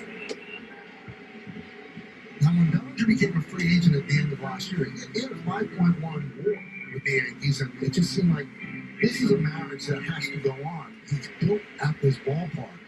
And if you look at his numbers, at home last year, he had 302 with 18 home runs, an OPS of 909. And on the road, he dropped down to 241, 11 home runs, an OPS of 715. This was the place he really belonged. Yeah, I agree completely. And not only that, he's a ball player. He can play anywhere. And that fits the roster as well as anybody. Center field, first base, play all 3 outfield positions, and play them well. That positional versatility, Joe, I mean, you as a manager, I mean, that is just gold. Well, it allows you to rest people. It allows you to put people in the DH spot when you have so much versatility. And if you have one guy that covers 4 spots and plays at a really high level, that's invaluable. Come on, he's got that pretty good split like you have, this young fella. But he'll get it up to 97.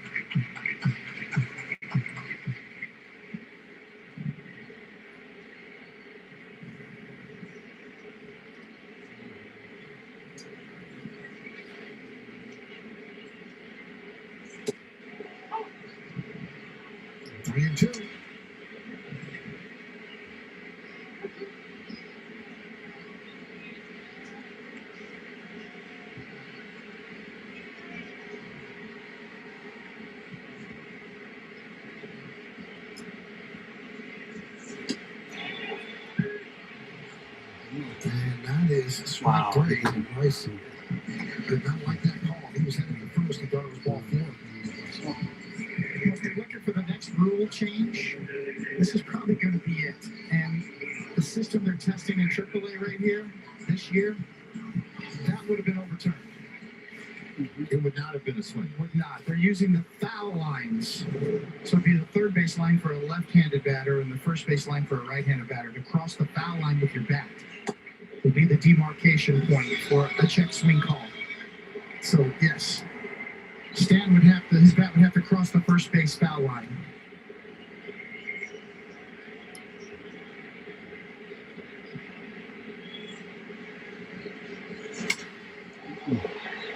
High fly ball right field. Casey makes a play. Heading back is Bellinger. Cooking up something special with HexFlag. Join the hybrid revolution at hexflag.com. Home run leaders. Active home run leaders. Stan Reeves was 454. Mike Trout off to a good start 406. Then Goldschmidt, Judge, and Machado. He's got a chance if he stays healthy to get to 500. Now, according to our good friends at Stats, it's the first time since 1889 that a team has three of the top five active home run leaders. That's what the Yankees have. Goldschmidt, Judge, and Stan.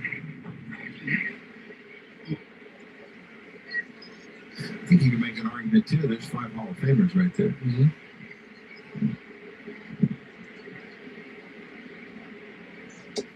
Now, David, I'm listening to you say about the check swing. The foul line, I mean, that's almost going around. I would say the beginning of the batter's box would be more realistic, don't you think? This is the way they're tested, and obviously in the way the game has gone towards pitching over the last several years, and trying to help the offense a little bit here. The challenge system, I think, is pro offense, pro batter. I think the check swing rule would be pro batter as well. So I think that's a little bit of the thought process going in. Strikeouts are so high nowadays. Pitchers are so nasty. You guys are going to get complexes. Everything's against you. I think they're doing all right. Well, the average hitter's hitting about 240 now. Yeah.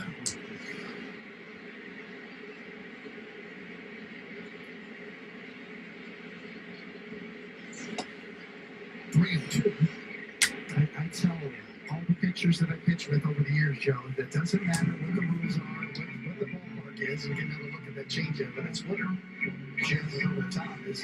It's the same for the other guy. You know, if the run environment is a tough place to pitch, small ballpark, wind blowing out, whatever, umpire, everything's against you. Well, it's against the other guy too. So that's what you got to think about. Be better than the other guy. It's the same environment.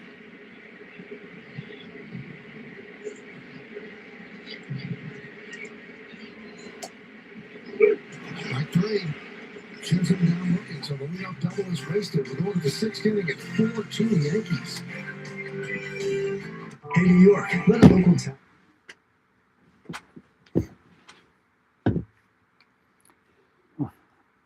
Now we're going to the top of the sixth inning. The Yankees waited leadoff double by Bellinger, and he was left on second. They didn't even move the runner. He struck out Judge. I'm sorry, not Judge. He struck out Rice, and then Stanton hit a flight out to right field, and just struck out to win the inning. So the Yankees leave a runner stranded on second base with no outs. Now the Marlins have Paulie, Marcy, and Edwards drew up in the top of the sixth inning.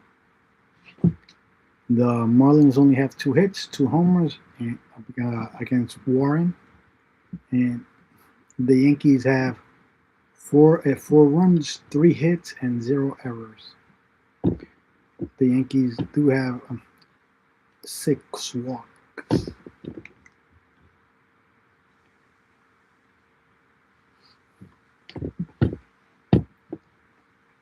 That's how they scored in the first inning they got a home run by Judge, and after a walk to Chisholm, and then the other two runs were a walk to Grisham with the bases loaded and a hit by pitch to Judge with the bases loaded in the bottom of the second inning. And the Yankees still remain at 4 runs, and the Marlins have 2.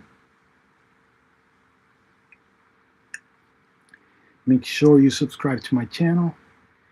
The subscriber 100 is going to win a Yankee hat in whatever color you want. But only condition, you must live in the U.S. Okay?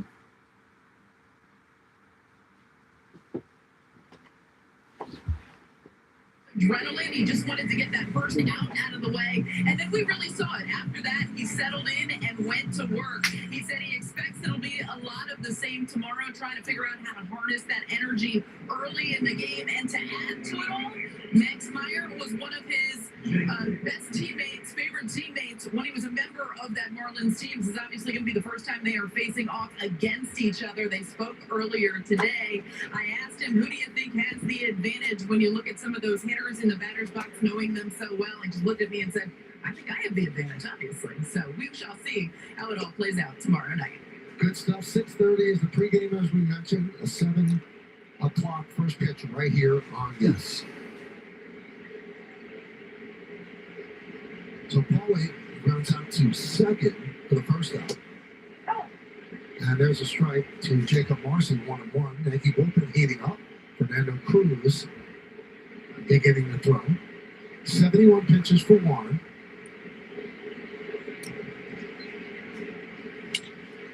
High fly ball, right field. Judge back, battling the sun. He's on the track. He makes the play. It's time to name that Yankee, brought to you by Prevagen, made for your brain. 256 average, 393 hits, 24 home runs. So this is a 4, not that difficult, I guess. Yankee in 2024, Cub last year, Marlins 2019 to 2023, and then started with the Blue Jays.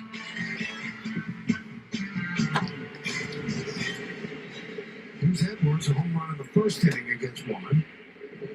Warren's given up 2 hits, they both up the yard. Edwards a home run, Casey a home run. Yankees lead 4-2, top of the 6th. Warren threw 83 pitches on Saturday. He's at 73 right now. And a strike.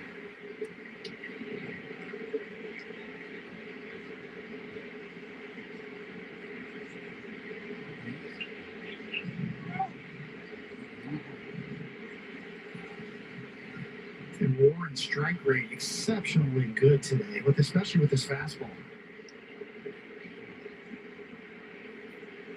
23 for 35, 66% strike rate with that pitch. And that sets up everything for him. Sinker, sweeper. Yeah, I think his sinker has been excellent today, but just the late movement on it, it's got a lot of downward movement, and he's able to throw it to both sides of the plate. We have 14 for 19 strikes with that pitch as well. So his fastball leads the way again. And that one's through for base hit between Rice and Jazz Chisholm. 2-out single for Edwards. And this one gets a little bit too much to the middle of the plate, Coney, and it's up. It's kind of the ball he hit out. But the ball he hit out was a 4-seamer. That was a 2-seamer. I think he wanted to get it down more, but he left it up, and he is a threat to steal. 1 for 1 so far this last. He had 27 stolen bases last. And he has talked about wanting to run more.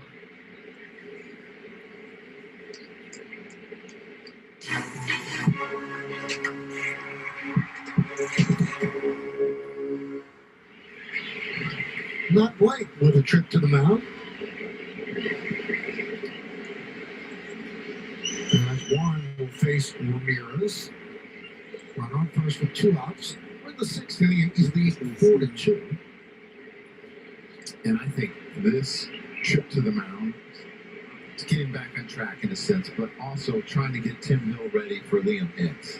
I mean, that's really important that Liam Hicks probably sees a left-hander the next time. Only hit 196 off him last year.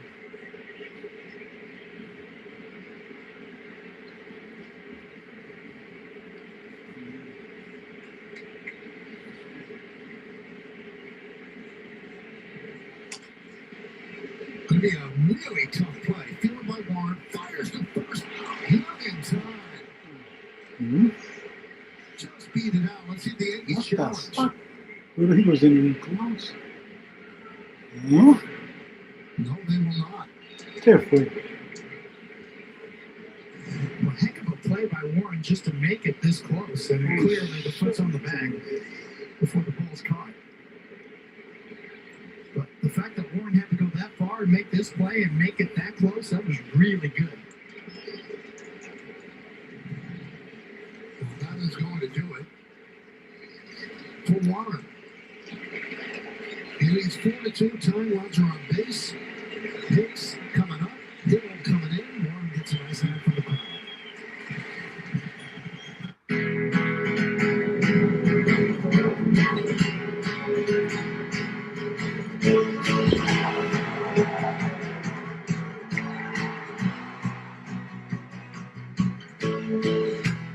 Experience. I can deduct that? You certainly can. From the comfort of your own home. Feel the environment. I'm feeling your refund. I even had time to bake a little.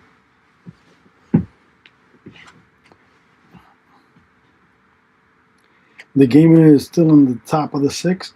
We have Tim Hill's going to be relieving Will Warren. He did get the first two out of the inning, but after that he got a single from Edwards, and Ramirez also hit a ground, just beat the throw by Warren too, and that's how he was safe at first, and he hit an infield single. So now they have runners at first and second, and they're bringing in Warren to face Hicks with 2 runners on and 2 outs in the top of the sixth inning.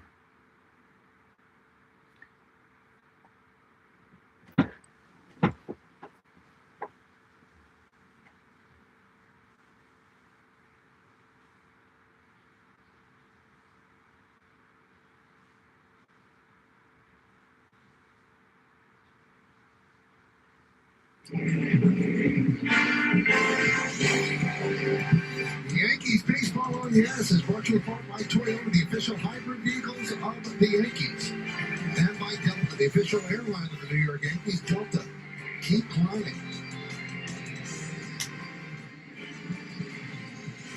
Well, Tim Hill got ready in a hurry, as they wanted him to come in for Hicks, and that's exactly what they've done. It'll be Hill against Hicks. Runners on first and second. 2 outs. Top of the sixth. Yankees up by 2. Hicks so far this year is 70 for 17. He has 3 home runs and 12 runs batted in. Edwards at second. Ramirez is at first.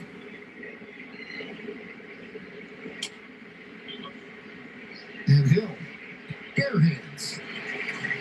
And he does what Tim Hill does. As the Marlins lead 2, we go to the bottom of the 6th.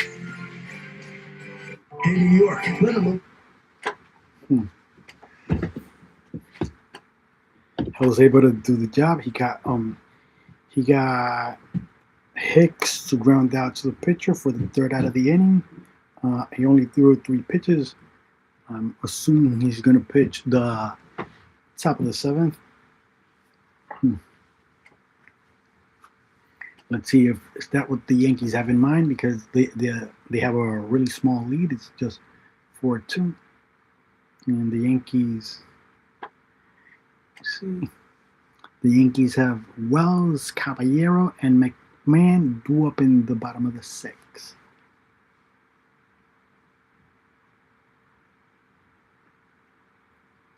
Yanks still leading 4-2.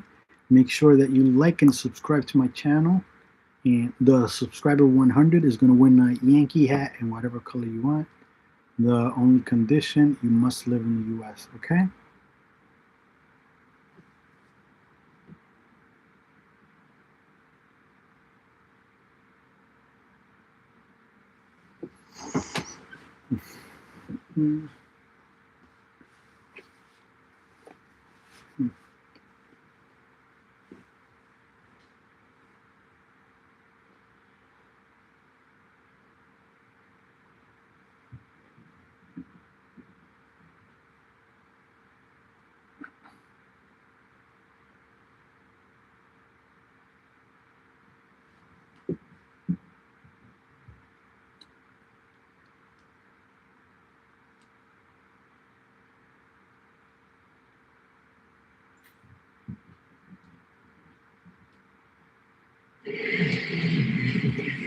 Well, tomorrow night on Yes, the Yankees and the Marlins play game 2 here in the Bronx. Coverage begins with the FanDuel Yankees pregame at 6:30.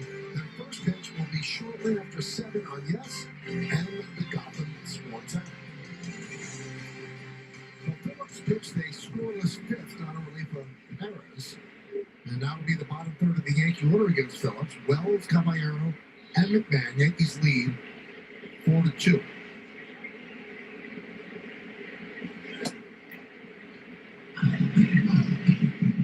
Yankees got 2 runs in the first on the Aaron Judge home run. And then they got 2 runs in the second. Bases loaded walk and a bases loaded hit by pitch. Running on just below the wrist of Aaron Judge. So he has 2 ribbies on the day. Yankees lead by 2. Both Marlins runs coming via the home run. A home run by Edwards in the first, a home run by Casey in the fifth. So Will Warren goes 5 2/3 in the second start of the year, and he leaves with a lead.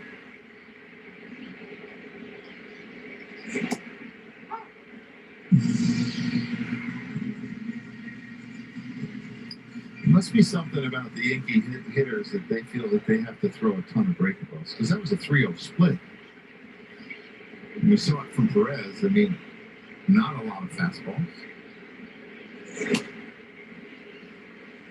That seems to be the thinking around baseball, because never before have pitchers universally thrown harder.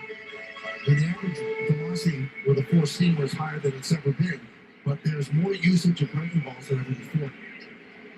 The highest slugging percentage is on fastballs. So if you look at the numbers behind the scenes, that's what they're looking at. They used to say the harder it comes in, the harder it goes out, right? Now, how about the saying, though, you can't hang a 4-seamer, but you can hang a breaking ball? I don't know. You can throw something right down the middle, go a long ways. If you look at the data across the board for all starting pitchers, especially, the vast majority of slug of damage is done off of their fastballs as opposed to their best secondary pitches. So we're chasing velocity as like a looky-loo to set up a breaking ball? Well, no, I think the harder you throw, the sharper a breaking ball is too. The more spin rate you're able to put on it, the more movement you're able to. It helps your breaking ball. Absolutely. It comes along for the ride. We've seen that with Will Warren. We talked about his velocities up a couple of ticks this year, so is his off-speed stuff. It comes along for the ride. There's Caballero. Yeah, that's right.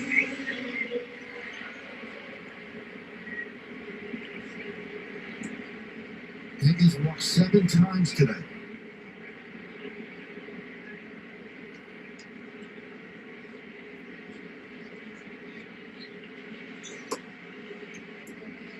I would say that's a big part of their DNA. The walk, the home run, to get the home run from it, and the stolen bases. I mean, that's the one thing you don't think about when you're playing the New York Yankees is the stolen bases. They were 8th in all of baseball last year in stolen bases. Wells goes. That one's bobbled. And that one allowed Caballero to reach. Probably scored an E5. Look, the speed of Caballero is what makes Graham Pauling rush there. He knows that he has to hurry and get rid of this ball, and it looks like it hits off the top of his glove, not the heel, but the top of it, and he doesn't secure it, and now the Yankees got first and second. It'll be interesting how the Yankees play this. With Ryan McMahon try to bunt for a base hit here. Yeah,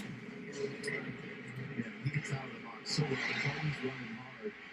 And speed rushes infielders or even outfielders on certain plays. It rushes them too, causes mistakes. Ryan McMahon will take a strike. 97-mile-an-hour fastball.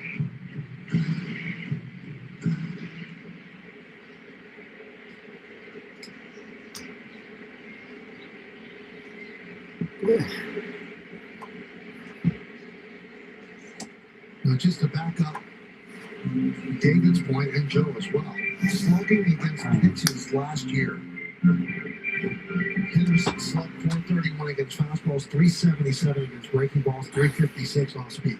That's because they call the cutter a fastball. That pitch gets waffled. Coming out to left field. On the run, Conine with the play. Tagging as well as he's going to third. And he's in there with a nice slide. He took Caballero by surprise because he's still at first. Well, I think Caballero got way out, and it was a really good read by Austin Wells because he saw that Conine was sprinting hard towards the line. The sun was giving him some issues, so he said, you know what, I'm going to go back and tag because I think he's going to struggle. And you can see he's going away from third base when he catches it. Wow. Really good hustle. Now Caballero can see it. It's the right time to take a chance. Now you're in third with one out. Wow. Swim away from the tag. Who said catchers can't run?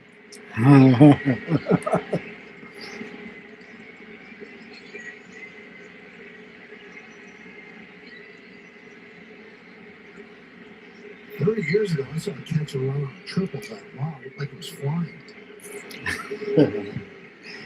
Maybe you were comparing that to your speed.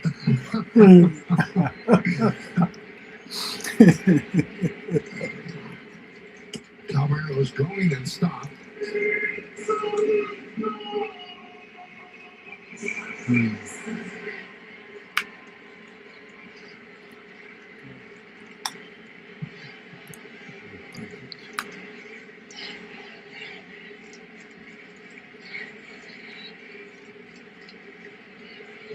Not that throw to third.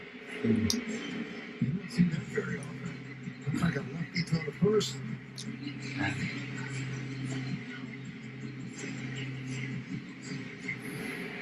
You think he's looking for some insurance for their bullpen?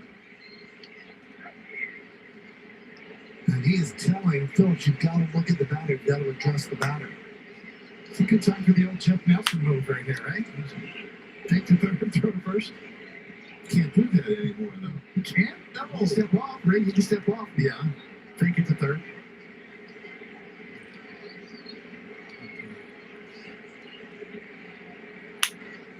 There goes Caballero. On strike, no throw, and off stolen base. And that will force the Marlins to bring the infield with.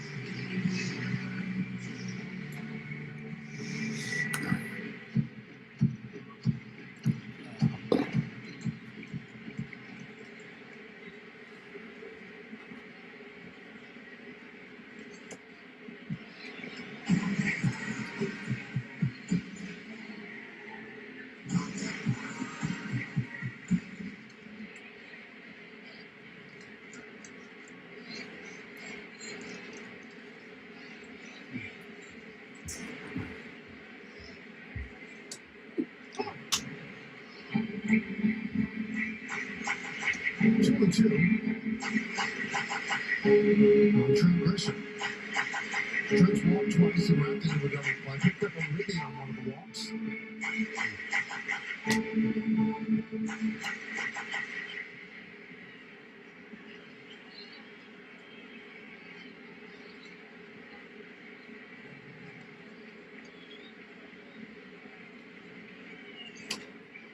Big cut, foul ball.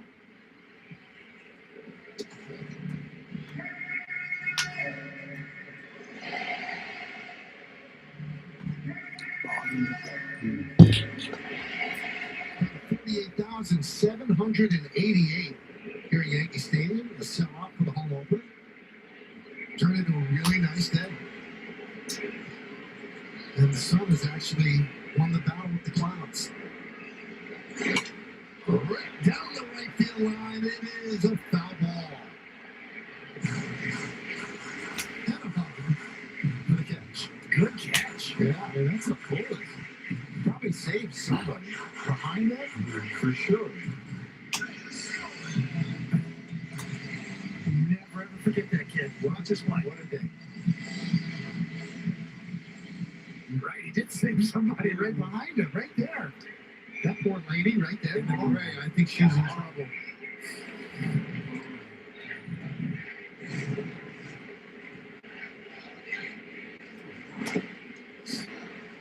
1-2. Phillips has shown you a starter's repertoire. He's curveball, slider, sweeper, split, 97-mile-an-hour sinker.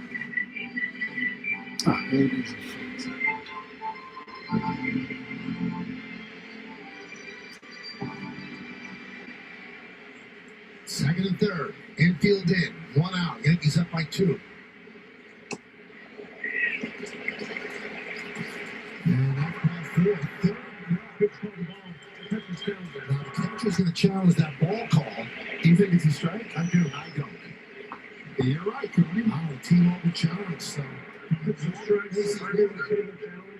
Strikeout, second and third. The judge coming up. This is perfect use of this challenge called by the catcher. Kind of backdoor slider.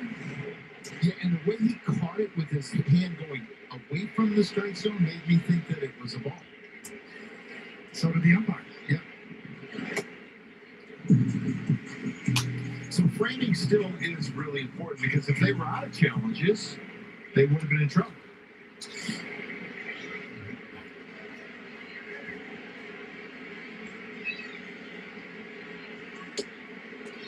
Two and 0 on Judge. First base is over, but there's a righty on the mound and a lefty.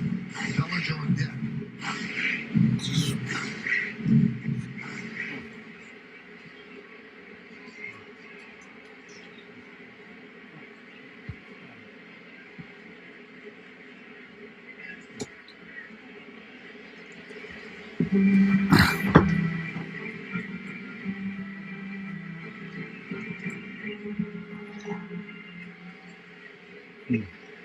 I'm surprised they're not putting him on here. 3-0.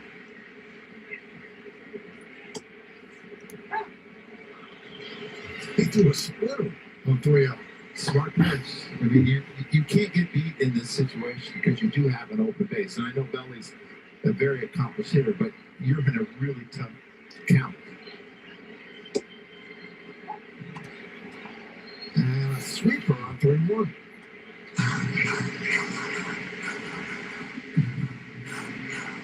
I don't think it would be hard for Aaron Judge because you're probably thinking, they're not going to throw me a strike here. You end up taking it, you take another one. And he works a walk. And now the bases are loaded for Bellinger.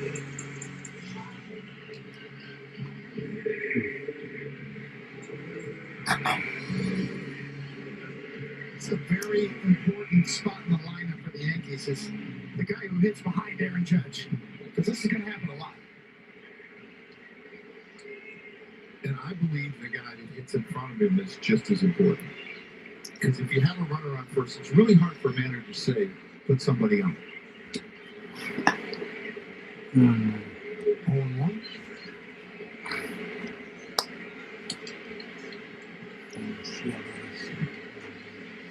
Yankees lead 4-2. Bases loaded here. Bottom of the 6th, 2 outs.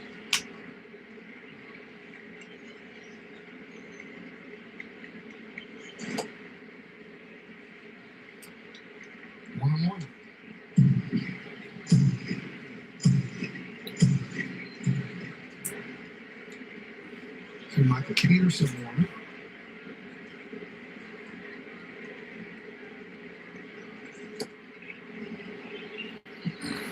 One and two.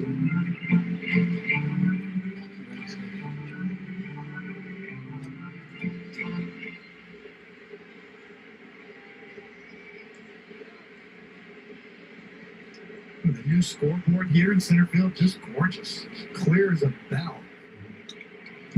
That's in Bellinger? Yes.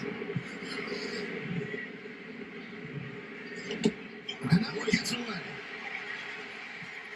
Scoring as well. Moving to third, Caballero. Judge goes to second. Yankees lead 5-2 on the wild pitch.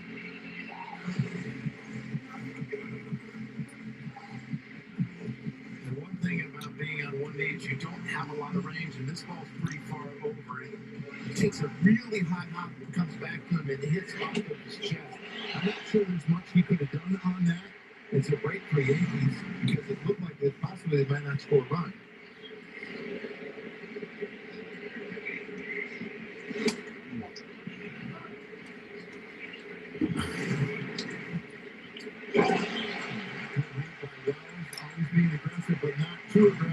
was the left-handed hitter to not get picked off at third to end an inning. 2 balls, 2 strikes, 2 outs, 2 on.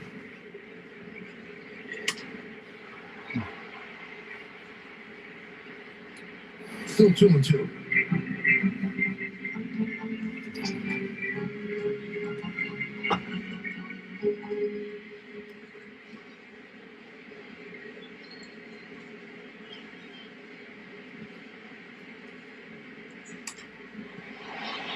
Fly ball. Drifting back Marcy and makes the play. Yankees get a run. No hits, 1 error, 2 men left to go to 7th.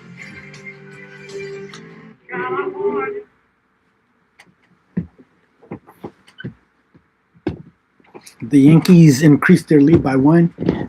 They scored a run on a wild pitch by the pitcher. Wells scored from third base on the wild pitch. They had the bases loaded.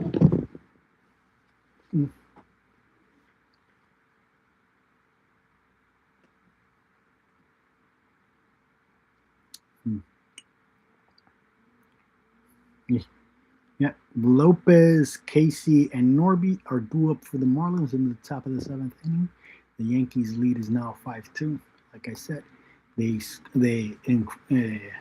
scored a run on a wild pitch with the bases loaded. Well scored on the wild pitch.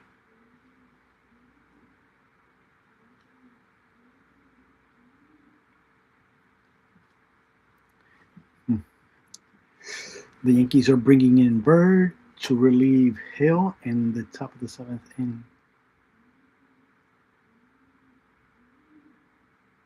The Marlins have 2 runs, 4 hits, and 1 run.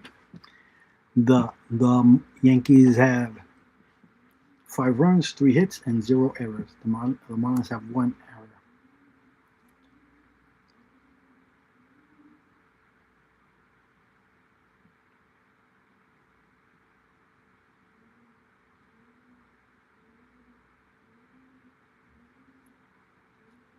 The reason that the Yankees have 5 runs with only 3 hits is that the Marlins have given up 8 walks to the Yankees today.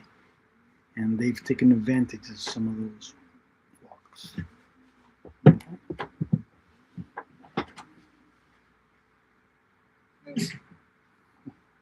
See, Club MasterCard. Tickets are going fast, so please get yours today, Yankees.com. We move to the 7th inning. Yankees up. By a score 5-2. The home opener. Yankees 5-1. So are the Marlins. Here's Otto Lopez to start it off. Jake Bird has come on for the Yankees. 1-0. So Tim Hill came on to get the final out. Up to 6. And now they turn to Bird.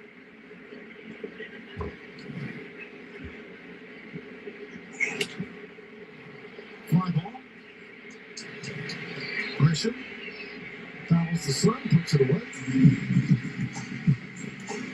Now, Meredith, I saw you talking to Jake Bird today.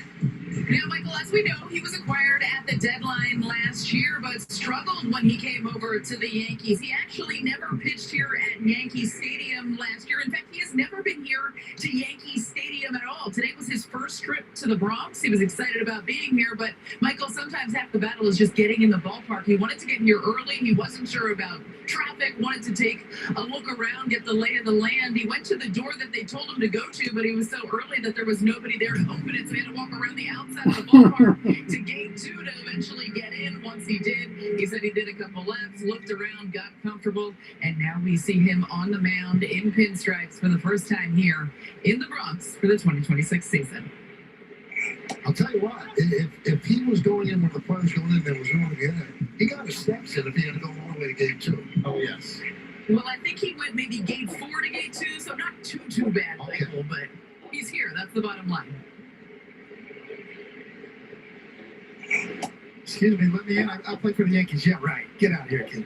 No, I'm a player. Hey, it's could have been worse, David. We've had guys over the years, opposing players, that get in an Uber and say, take me to the baseball stadium, and they wind up in Queens. That would have been better.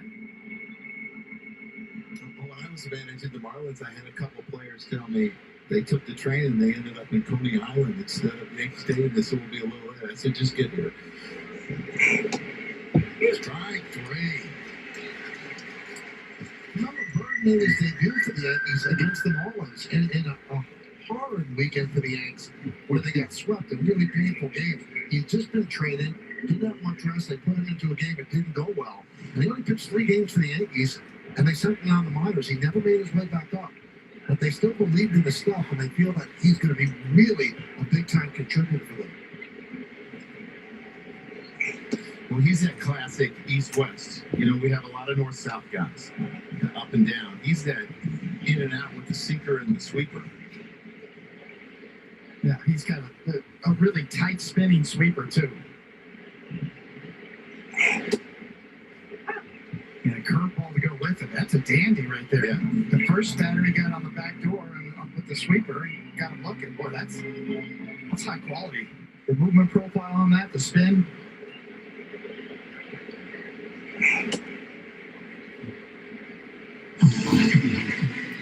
It has to be hard to get that really good downward break with his arm angle from the side, you know, because he's going to have more of the side sweep, but he's doing a pretty good job with his curveball. Oh, I don't miss those. Is that more umpire? More umpire, yes. Yeah. Yes. Way, a lot more umpire. I'm not even sure. Yeah, I think it Mitt Wells? No. Oh, little bicep, shoulder. Better than the head, though.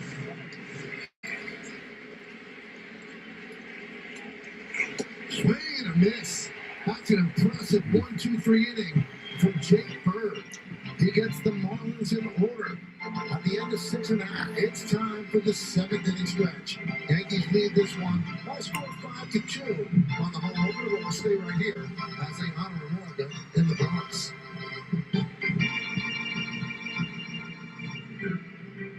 Ladies and gentlemen, will you please?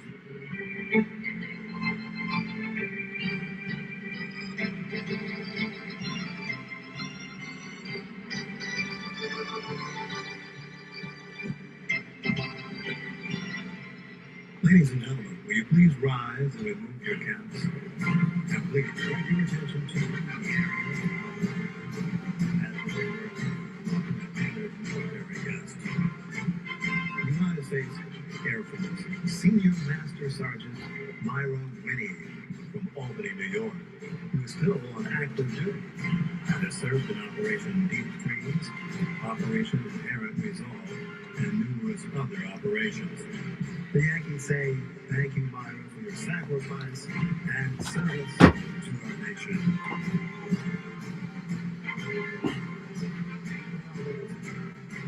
Please direct your attention to the microphone behind home plate and welcome from the United States Military Band at West Point, Sergeant Major Carla Loy Song. She will now sing God Bless America. God bless America, land that I love. Stand beside her and guide her through the night with the light from above. From the mountains to the prairies to the oceans wide with foam. God bless America, my home, sweet home. God bless America, my home, sweet.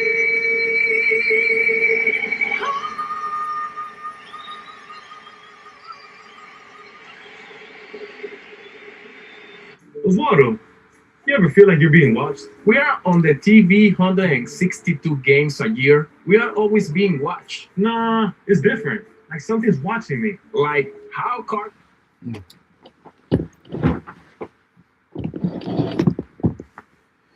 Okay, the Yankees were having their seventh inning stretch right now, so they were singing the national anthem. Now they're having commercials back again. So the Yankees had a good top of the seventh inning by Bird. He struck out two batters and he didn't allow any base runners. That's one of the things that I'm liking by the Yankees this season. That unlike last year, which was an anomaly, they did give up a lot of walks, and a lot of those walks turned into runs, which is very unusual because usually the Yankees have been good had a lot of great bullpens in the, I believe, 25 to 30 years. They've always had good bullpens.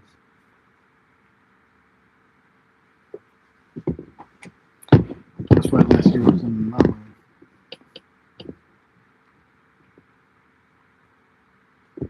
Okay. Now, when the Yankees come up in the bottom of the seventh, you're going to have Rice, Stanton, and Jazz do up in the bottom of the seventh for the Yankees. The Yankees are leading 5-2. The Ford summary: Yankees lead 5-2, 5-3-0, leading 2-4-1. Mariners lasted 4. Marlins had 2 home runs. Will Warren lasted 2 outs into the 6th, and Aaron Judge his 3rd home run, and he has 3 runs batted in.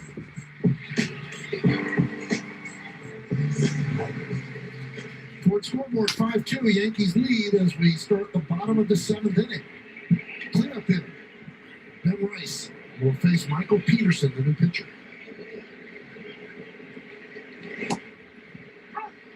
And a strike.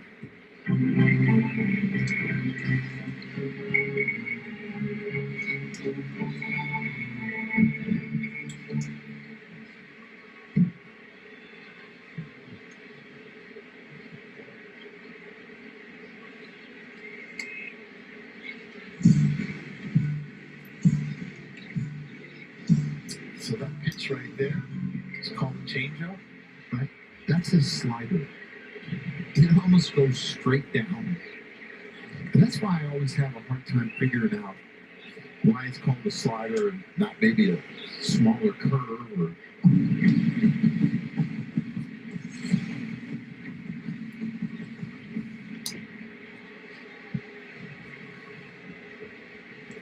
So 1-2 on Ben Rice. He struck out 3 times today. That one is drilled to right field. That ball is foul.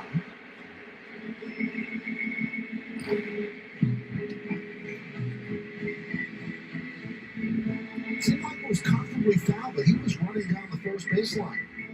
He thought it had a chance when it hooked. With 110 miles an hour off his bat, just a rocket.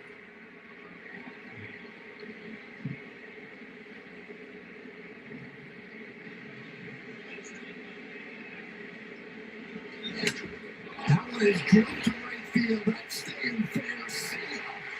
Falling into the short porch, and the Yankees lead 6-2.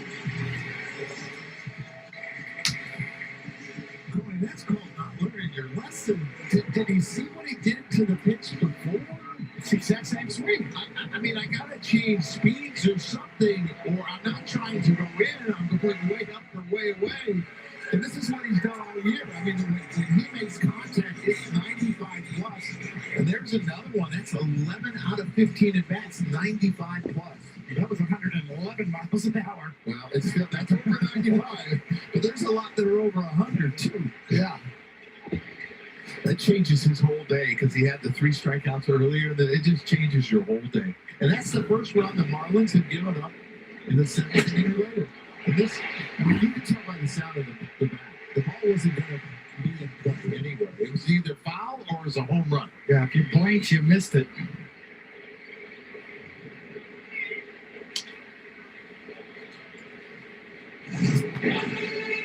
Here we go. Let's try to go back in there.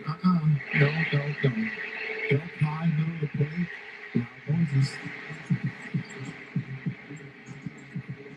That man is a monster in the batter's box.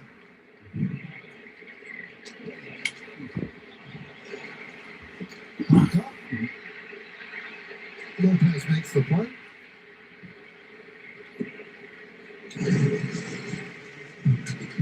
Yeah, Paul loves this view. You can see how deep he hits this ball. I mean, it's off of his front knee. I mean, people talk about you got to get the head out. The head doesn't have to be out. You just have to be behind the baseball, and that's exactly what he did. And that's why he impacted it so hard. Loved it. He didn't know if it had enough height to get out. That's a great point. He was so stacked over his body. No sway at all. No.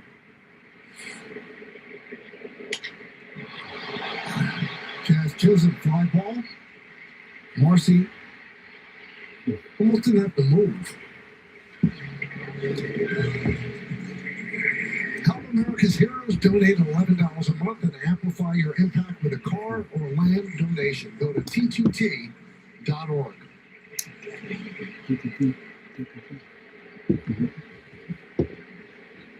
I'd like to see him get his first home run right here. He just missed one.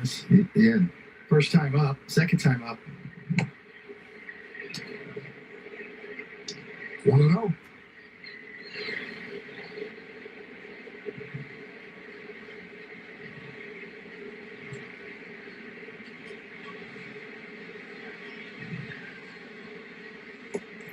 Peterson represented Great Britain in the WBC. He's from San Jose, but he was born in England. 31 years old, third big league season. Big guy, 6'7". Yeah, they don't seem to like you here unless you're 6'5" and above. Started 6'8" today.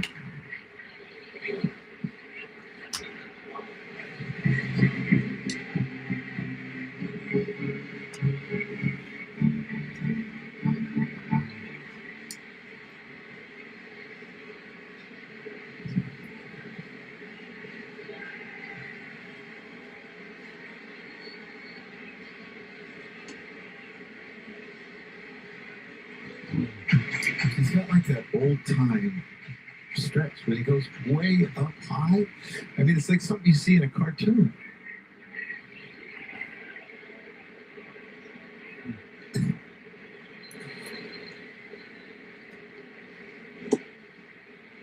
And there is ball 4. Wells walked for the second time. Now, it was a big day for everybody, but it's a huge day for Dan Fiorito.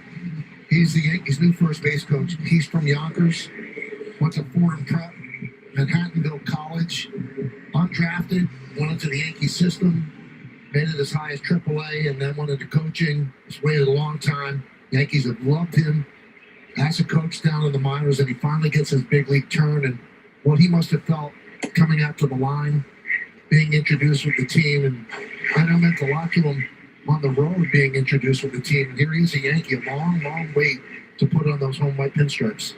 Well, he definitely, put it in his time. And whether he was a player, he was a coach. He managed in the minor leagues for the Yankees. He managed, I think, Volpe and Wells. He was the infield coordinator the last couple of years, so he's worked with a number of the players.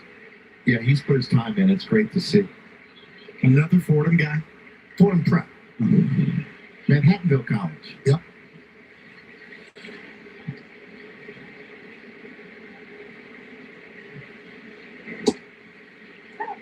There was a strike to Caballero.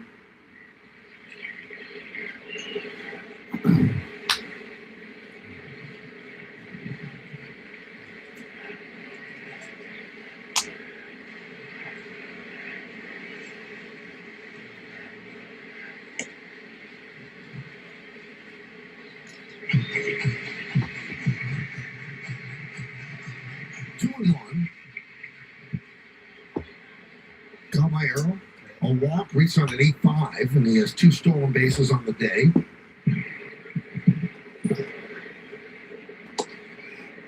Just clipped the outside corner. Remember, the Yankees are out of challenges.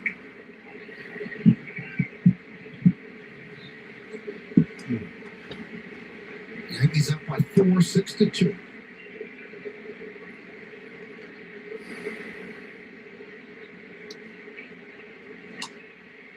Rose going on 2-2, foul away. Wells Wells is feeling frisky today, tagging up the second, going to third. Day off yesterday, Michael. You're right.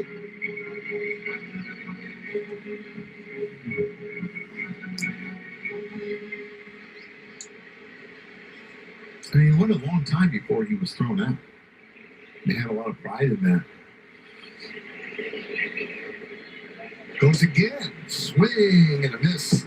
Caballero down on strikes. Usually when you miss a home run, like Rice did, you don't get another chance. Well, this time he kept it fair. Into the short portion right. A Yankee Stadium blast. They lead 6-2. Where do you want me?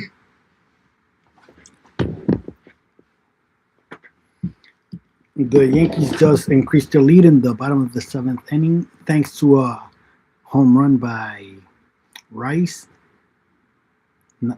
His first hit of the day. He's 1 for 4, and now his second home run of the season. So now the Marlins are due up in the top of the eighth. They have Slater, who's pinch hitting for Conine, coming in, and then we're gonna have Slater, Paulie, and Marcy due up in the top of the eighth for the Marlins. The Marlins have 2 runs, 4 hits, and 1 error, and the Yankees have 6 runs, 4 hits, and 0 errors. The reason why the Yankees have more runs than hits is because the Marlins have given them 8 walks today. 9 walks, I'm sorry.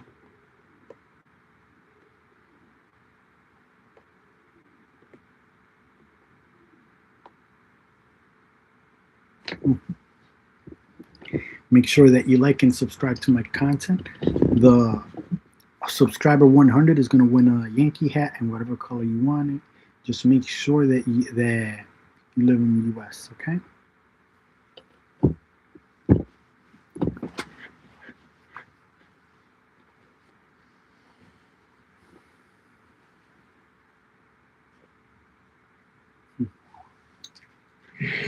Fans, Yankee games on Yes are streaming live on the Gotham Sports app. Include it for free with your eligible TV provider subscription. Download and sign into the Gotham Sports app now and get game highlights, post-game sound, and original content on Cam Schmidt on the latest episode of The Grid.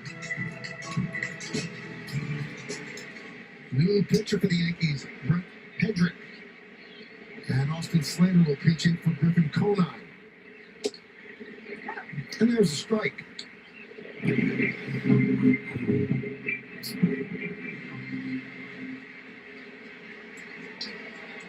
inning, Yankees up by 4, 6-2. Slater was another one of those Yankees that was traded for last year who it did not start off well with. He pulled his hammy right away. Yep. Frustrating for him, frustrating for the Yankees, acquired at the deadline. Popped up. Jazz Chisholm says, I want it, and he gets it. It's time to find out who that name of the Yankee is. Brought to you by Kravitz is made for your brain. Those are the clues. A little birdie told me who this is. John Birdie.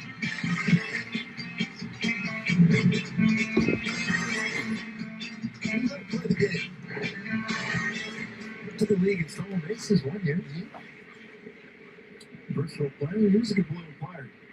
Heriberto Hernandez pinch hitting for Graham Paulie.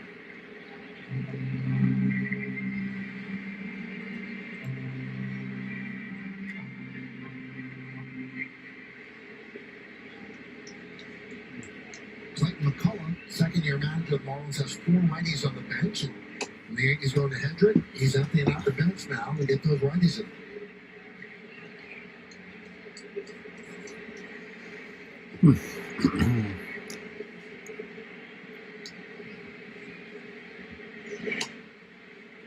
One and two.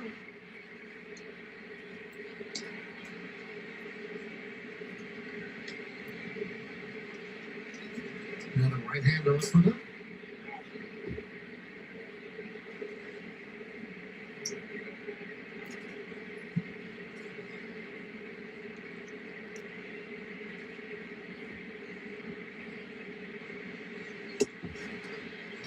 And down goes the pinch hitter Hernandez. Well, Will Warren gave up 2 runs. So right now, 7 starts for the Yankees. Freed, Slipper, Warren, Weathers. 2 runs or fewer in all 7 starts. It's the second time in Yankees franchise history that they allowed no more than 2 runs in each of the first 7 starts of the season. And the other time was in 1911. Jacob Marcy swings and misses. That's when games were like 58 minutes.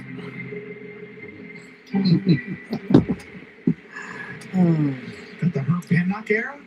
Who's leading that staff? We have Hippo Vaughn, Ray Fisher, Ray Caldwell, Harry Abels, Hippo again, and then Rush Ford and Jack Quinn. The streak ended at 7. We play the old 6-man rotation. That's an impressive inning for Hedrick. Yankee bullpen dealing again. They get the Marlins 1-2-3. We go to the bottom of the 8th.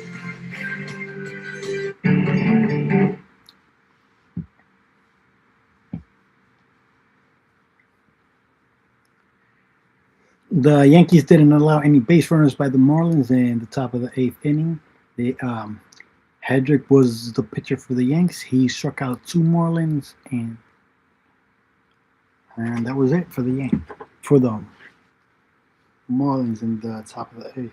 Now the Yankees have McMahon, Grisham, and Judge hitting in the bottom of the 8th inning. McMahon is 0 for 1 today. He has looked better. He does have 2 walks. He's hitting .063 on the season and has a .313 OPS. Grisham is 0 for 2 today. He has an RBI on he drove in a run on a bases loaded walk by Erie Perez was in the bottom of the 2nd inning. He's hitting 182 and has a .651 OPS. And Judge is 1 for 2 today. He hit a home run in the bottom of the 1st inning and he received a hit by pitch with the bases loaded and drove in a run, his 3rd run of the game. And he has a walk and a strikeout. He's hitting 154 and has a 741 OPS.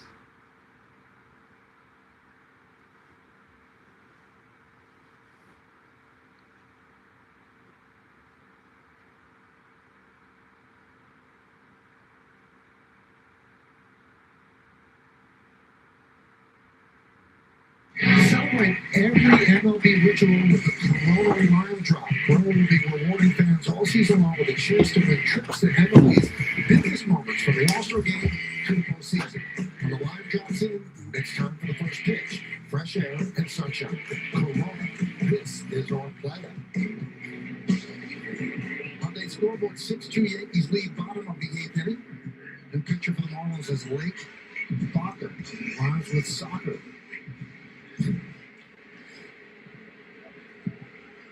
30 years old, 3rd big league season.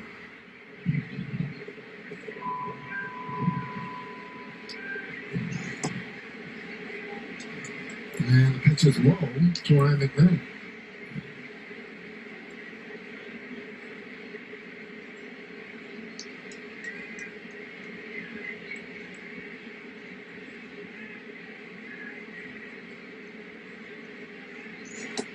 I think you get along with Bacher, David, because he's into ghosts. He watches paranormal videos on YouTube, even bought ghost hunting equipment, an EMF meter to detect changes in electromagnetic fields. I think you can talk with him. Wow. That's a different level. And he was going to check it out at Milwaukee's famous Pfister Hotel, which is supposed to be haunted, but he went on paternity leave for that series. So do you think he was upset he didn't get to go? Probably was happy being a dad, but he wanted to see ghosts. Take it out to Monument Park. Ghosts are out there.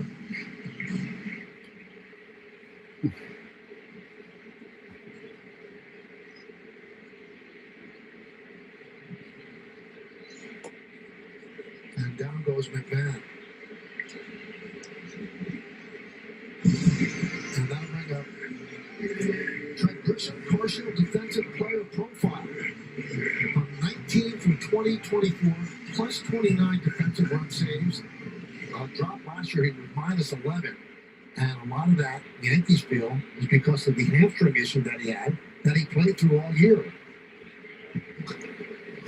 So far this year, he's at 0 defensive run saves, so he's not the minus. And obviously, as the season moves along, he'd like to push it up to where he was for the previous years before last season.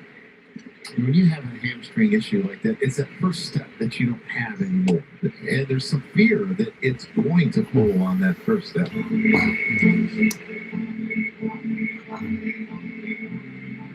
I always find it hard to believe that a person can fall off that much in 1 year. And you see it a lot of times in framing, where a guy will be like plus 10 1 year and then minus 4 the next. I'm like, how is that possible? Right?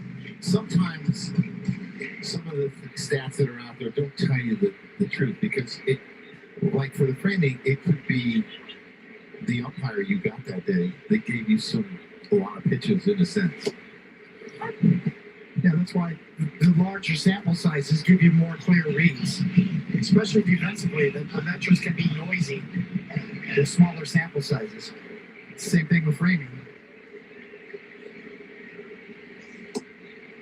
And also, I get the sense, I don't know if you guys agree, they're still a little off that they have not perfected defensive metrics. It's not black and white. And they're getting better. They are getting better. Better than the days when Rafael Palmeiro won the Gold Glove, played 8 times at first base. You mean he didn't play good defense DH? DH, we get the Gold Glove playing first, so we're better than those days. That should have been Tino's Gold Glove. Exactly. And Grisham works so long, so he walks for the 3rd time today.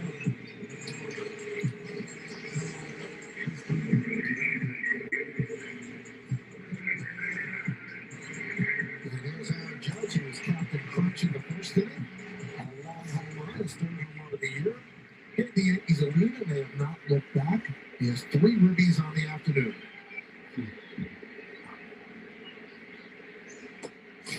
That was the 10th walk issued by Marlins pitchers today. They haven't given up any hits. Only 4.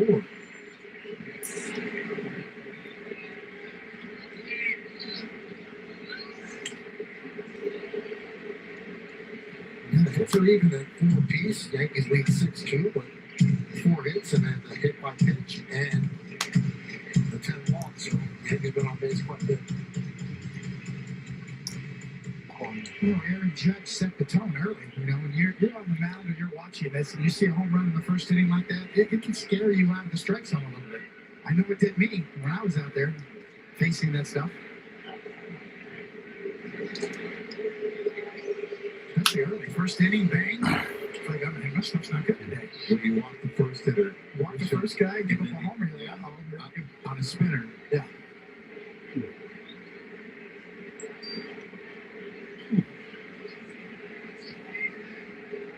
There it goes. Line drive to base hit. Grisham around 2nd. He's going to 3rd. The throw from Conine. Wow. I'm telling you, they had to replace Conine. I think they got pinch hit for. But the throw was late down the left, so 1st and 3rd, 1 man out. I love this. First off, a rocket from Judge into left field. And then I love Grisham. Doesn't hesitate, but the slide, feet first. Especially a third baseman on a bag like that. You're going to win feet first more than you are head first. Hernandez and left and Jimenez. It looks like they're going to appeal this because I think Trent slid into his foot, and he may have never got the bag. No. No, I think he's on the bag there. On the back. Oh, he got pushed off. He's what he's hit. Who pushed who though? Yes. But I'm not sure that he tags him on the backside and see, the foot that'd be tough. Yeah. I'm not sure how you. That's a complete judgment call. Let's see.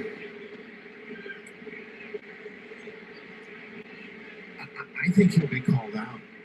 After review, the runner lost contact with the base. He is out. Overturned Miami. Davis Allen.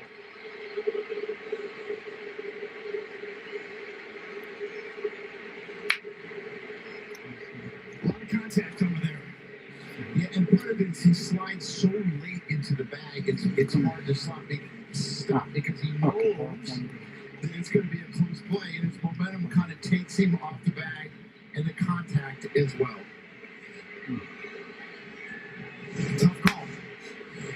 Yeah, that's a tough one to swallow. Judge goes. Throw to second. Not in time. Stolen base for Judge.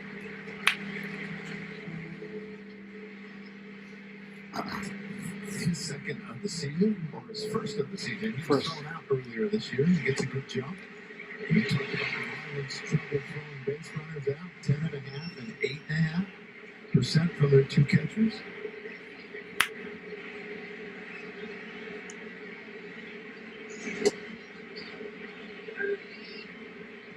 Checks the swing. Manny Gonzalez agrees. So 2-0 on Bellinger. Bellinger is 1 for 4. Bounced a double over the left center field wall. That was in the 5th inning.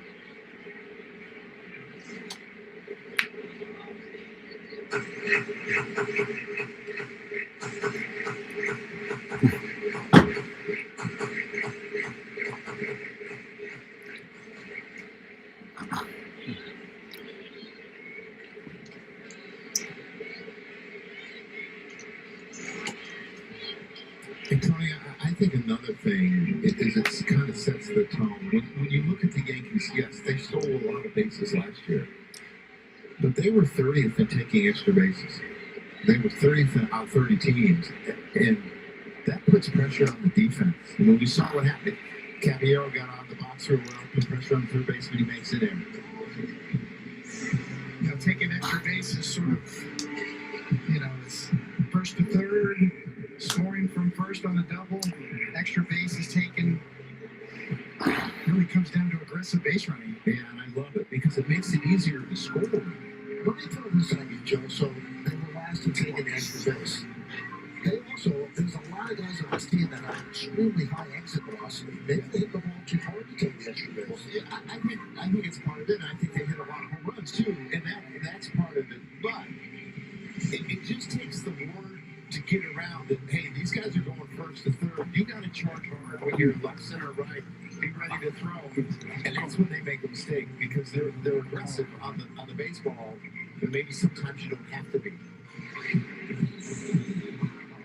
Well, fans go to Yes Network on X and vote for the moniker Einstein Player of the Week. Is it number 1, Max Fried, number 2, Cam Slipper, or number 3, that guy, John Carlos Stanton? Because I can tell you the scouting reports that we would get is aggressive base runner. You have to charge hard, get to the baseball, get it in the air, so they don't text it, take the extra base. And that creates errors. 0-1 on Rice. Rice had a bullet home run in the 7th into the short porch. That one is driven out to right field and deep. Going back, Casey. He can't make the play off the wall. Judge scores. Here comes Bellinger. They're waiting at home. The throw is not in time. It's a 2-run double for Rice. And the Yankees lead 8-2.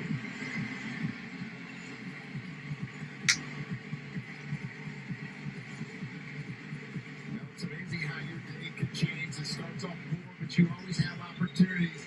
This is a hang and break the ball. It goes down and gets it a little bit. Drives it off the top of the wall. And Casey almost gets it. I mean, he needed half a foot for another home run, a 3-run home run, but another ball that's just hit extremely hard from Ben Rice. And he's showing that he's going to be a force in the middle of this lineup.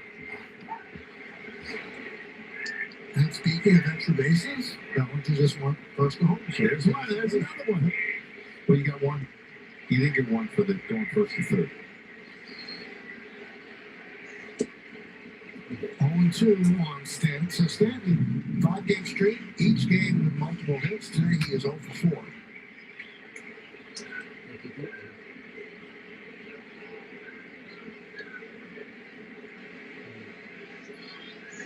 Swing and a miss. Down on strikes. But the Yankees do pick up two in insurance runs. This is how close Rice came to a second home run. I'll take the double and the 2 more ribbies.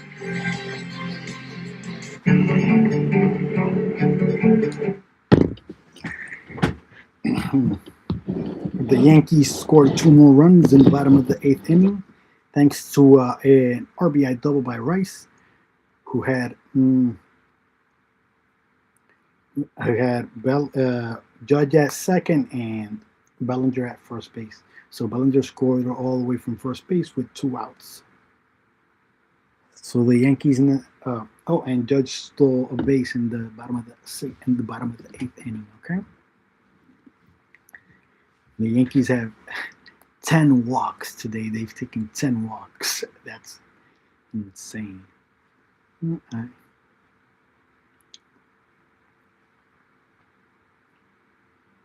So now the Yankees are leading 8-2, and Edwards, Ramirez, and Hicks are due up next in the top of the 9th inning.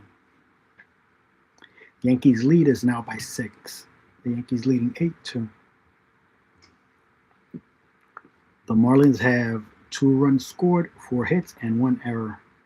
The Yankees have 8 runs, 6 hits, and 0 errors.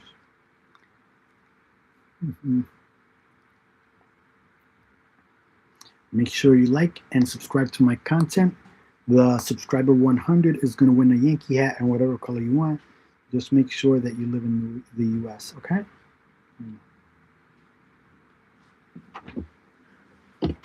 Let's see who's going to pitch. Yarborough is going to pitch for the Yanks in the top of the 9th.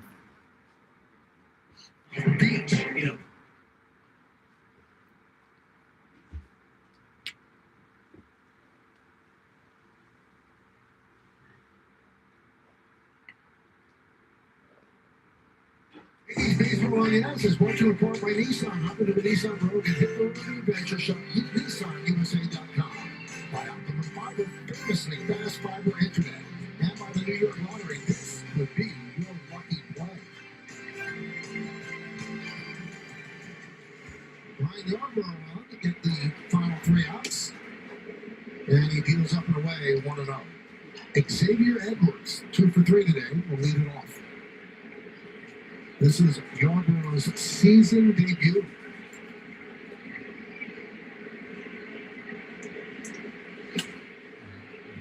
Popped up behind the plate, now to play.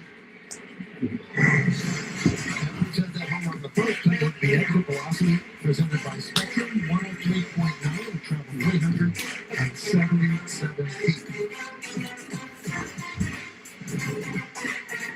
Edwards 11 for 25 to start the season.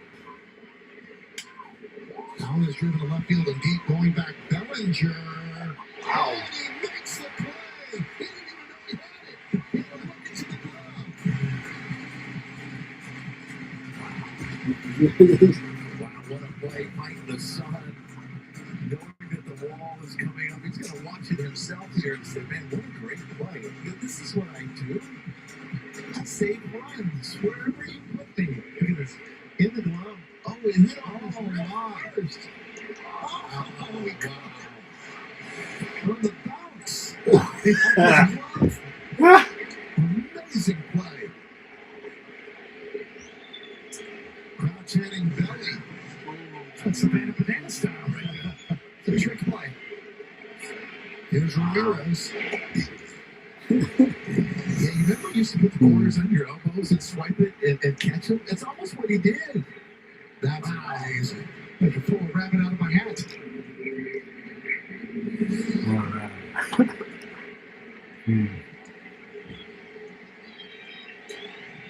He was hit by a pitch, so Ramirez takes first. Yarborough sure appreciated that. It's always important to get everyone in as soon as you can, and this is Ryan's first appearance, so I would imagine he's somewhat rusty. But I also like what Aaron's doing here. He's got a lefty on the mound.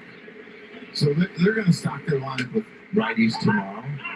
You know, if you get your 6 innings out of him, you got all your right-handers available for what their lineup was, and you force the other team to make changes. So use your lefties today.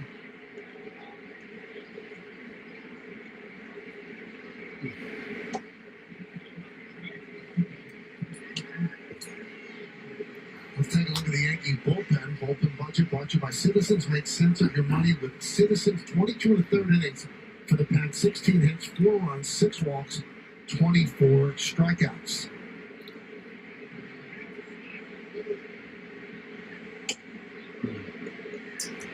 I tell you what, the Yankee staff has done a really good job so far this year.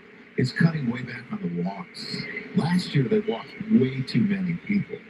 They were like 12th in baseball, the most walks. And this year they've been fantastic. No walks today. I don't want to jinx that. Knock on the wood here. Runner goes. We'll take second, ball 3.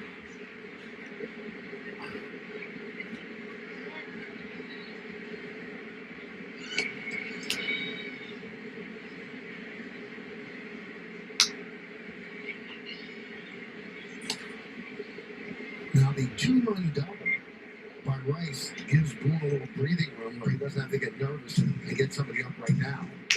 If that double doesn't happen, he might have to be warming right now. Correct, because there's the 3-hitter minimum, and you want to give the guy coming in a little bit of wiggle room. So it allows him to at least face a couple more hitters before he would even get somebody up.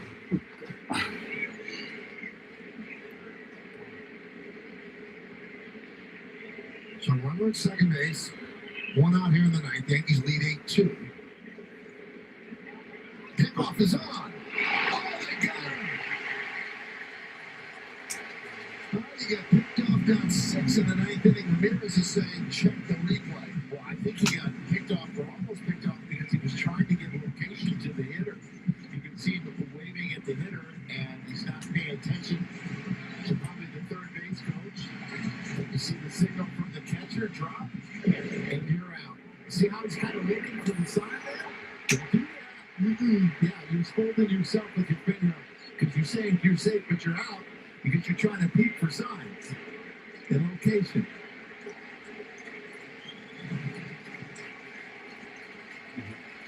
And the 3-2. Well, this should do it. Battling the sun, and Bellinger makes the play. And the Yankees win their home opener by an 8-2 score. A good starting outing. Bullpen did the job. Power, speed, and the Yankees start the season 6-1. Well, I think the patience of the hitters today, 11 walks, the stolen bases, putting pressure on the defense, and again, wonderful pitching. Yeah, Will Warren did his job, a couple of solo home runs, just like Catfish Hunter used to do. Kept your team in it, Aaron Judge. What a game by the Yankees. What a win. So, let me see.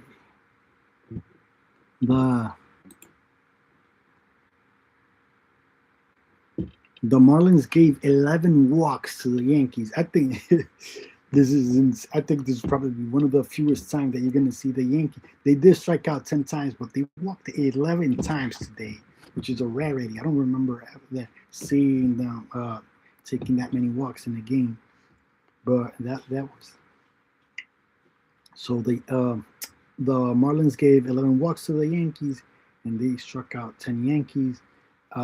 Judge hit a homer in the bottom of the first inning. He also stole a base, and I believe it was in the seventh. No, it was in the bottom of the 8th inning.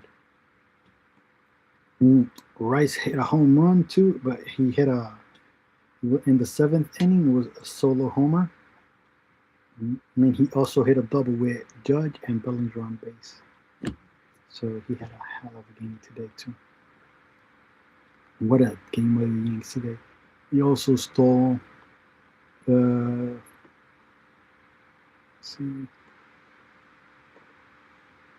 Jazz stole 2 bases.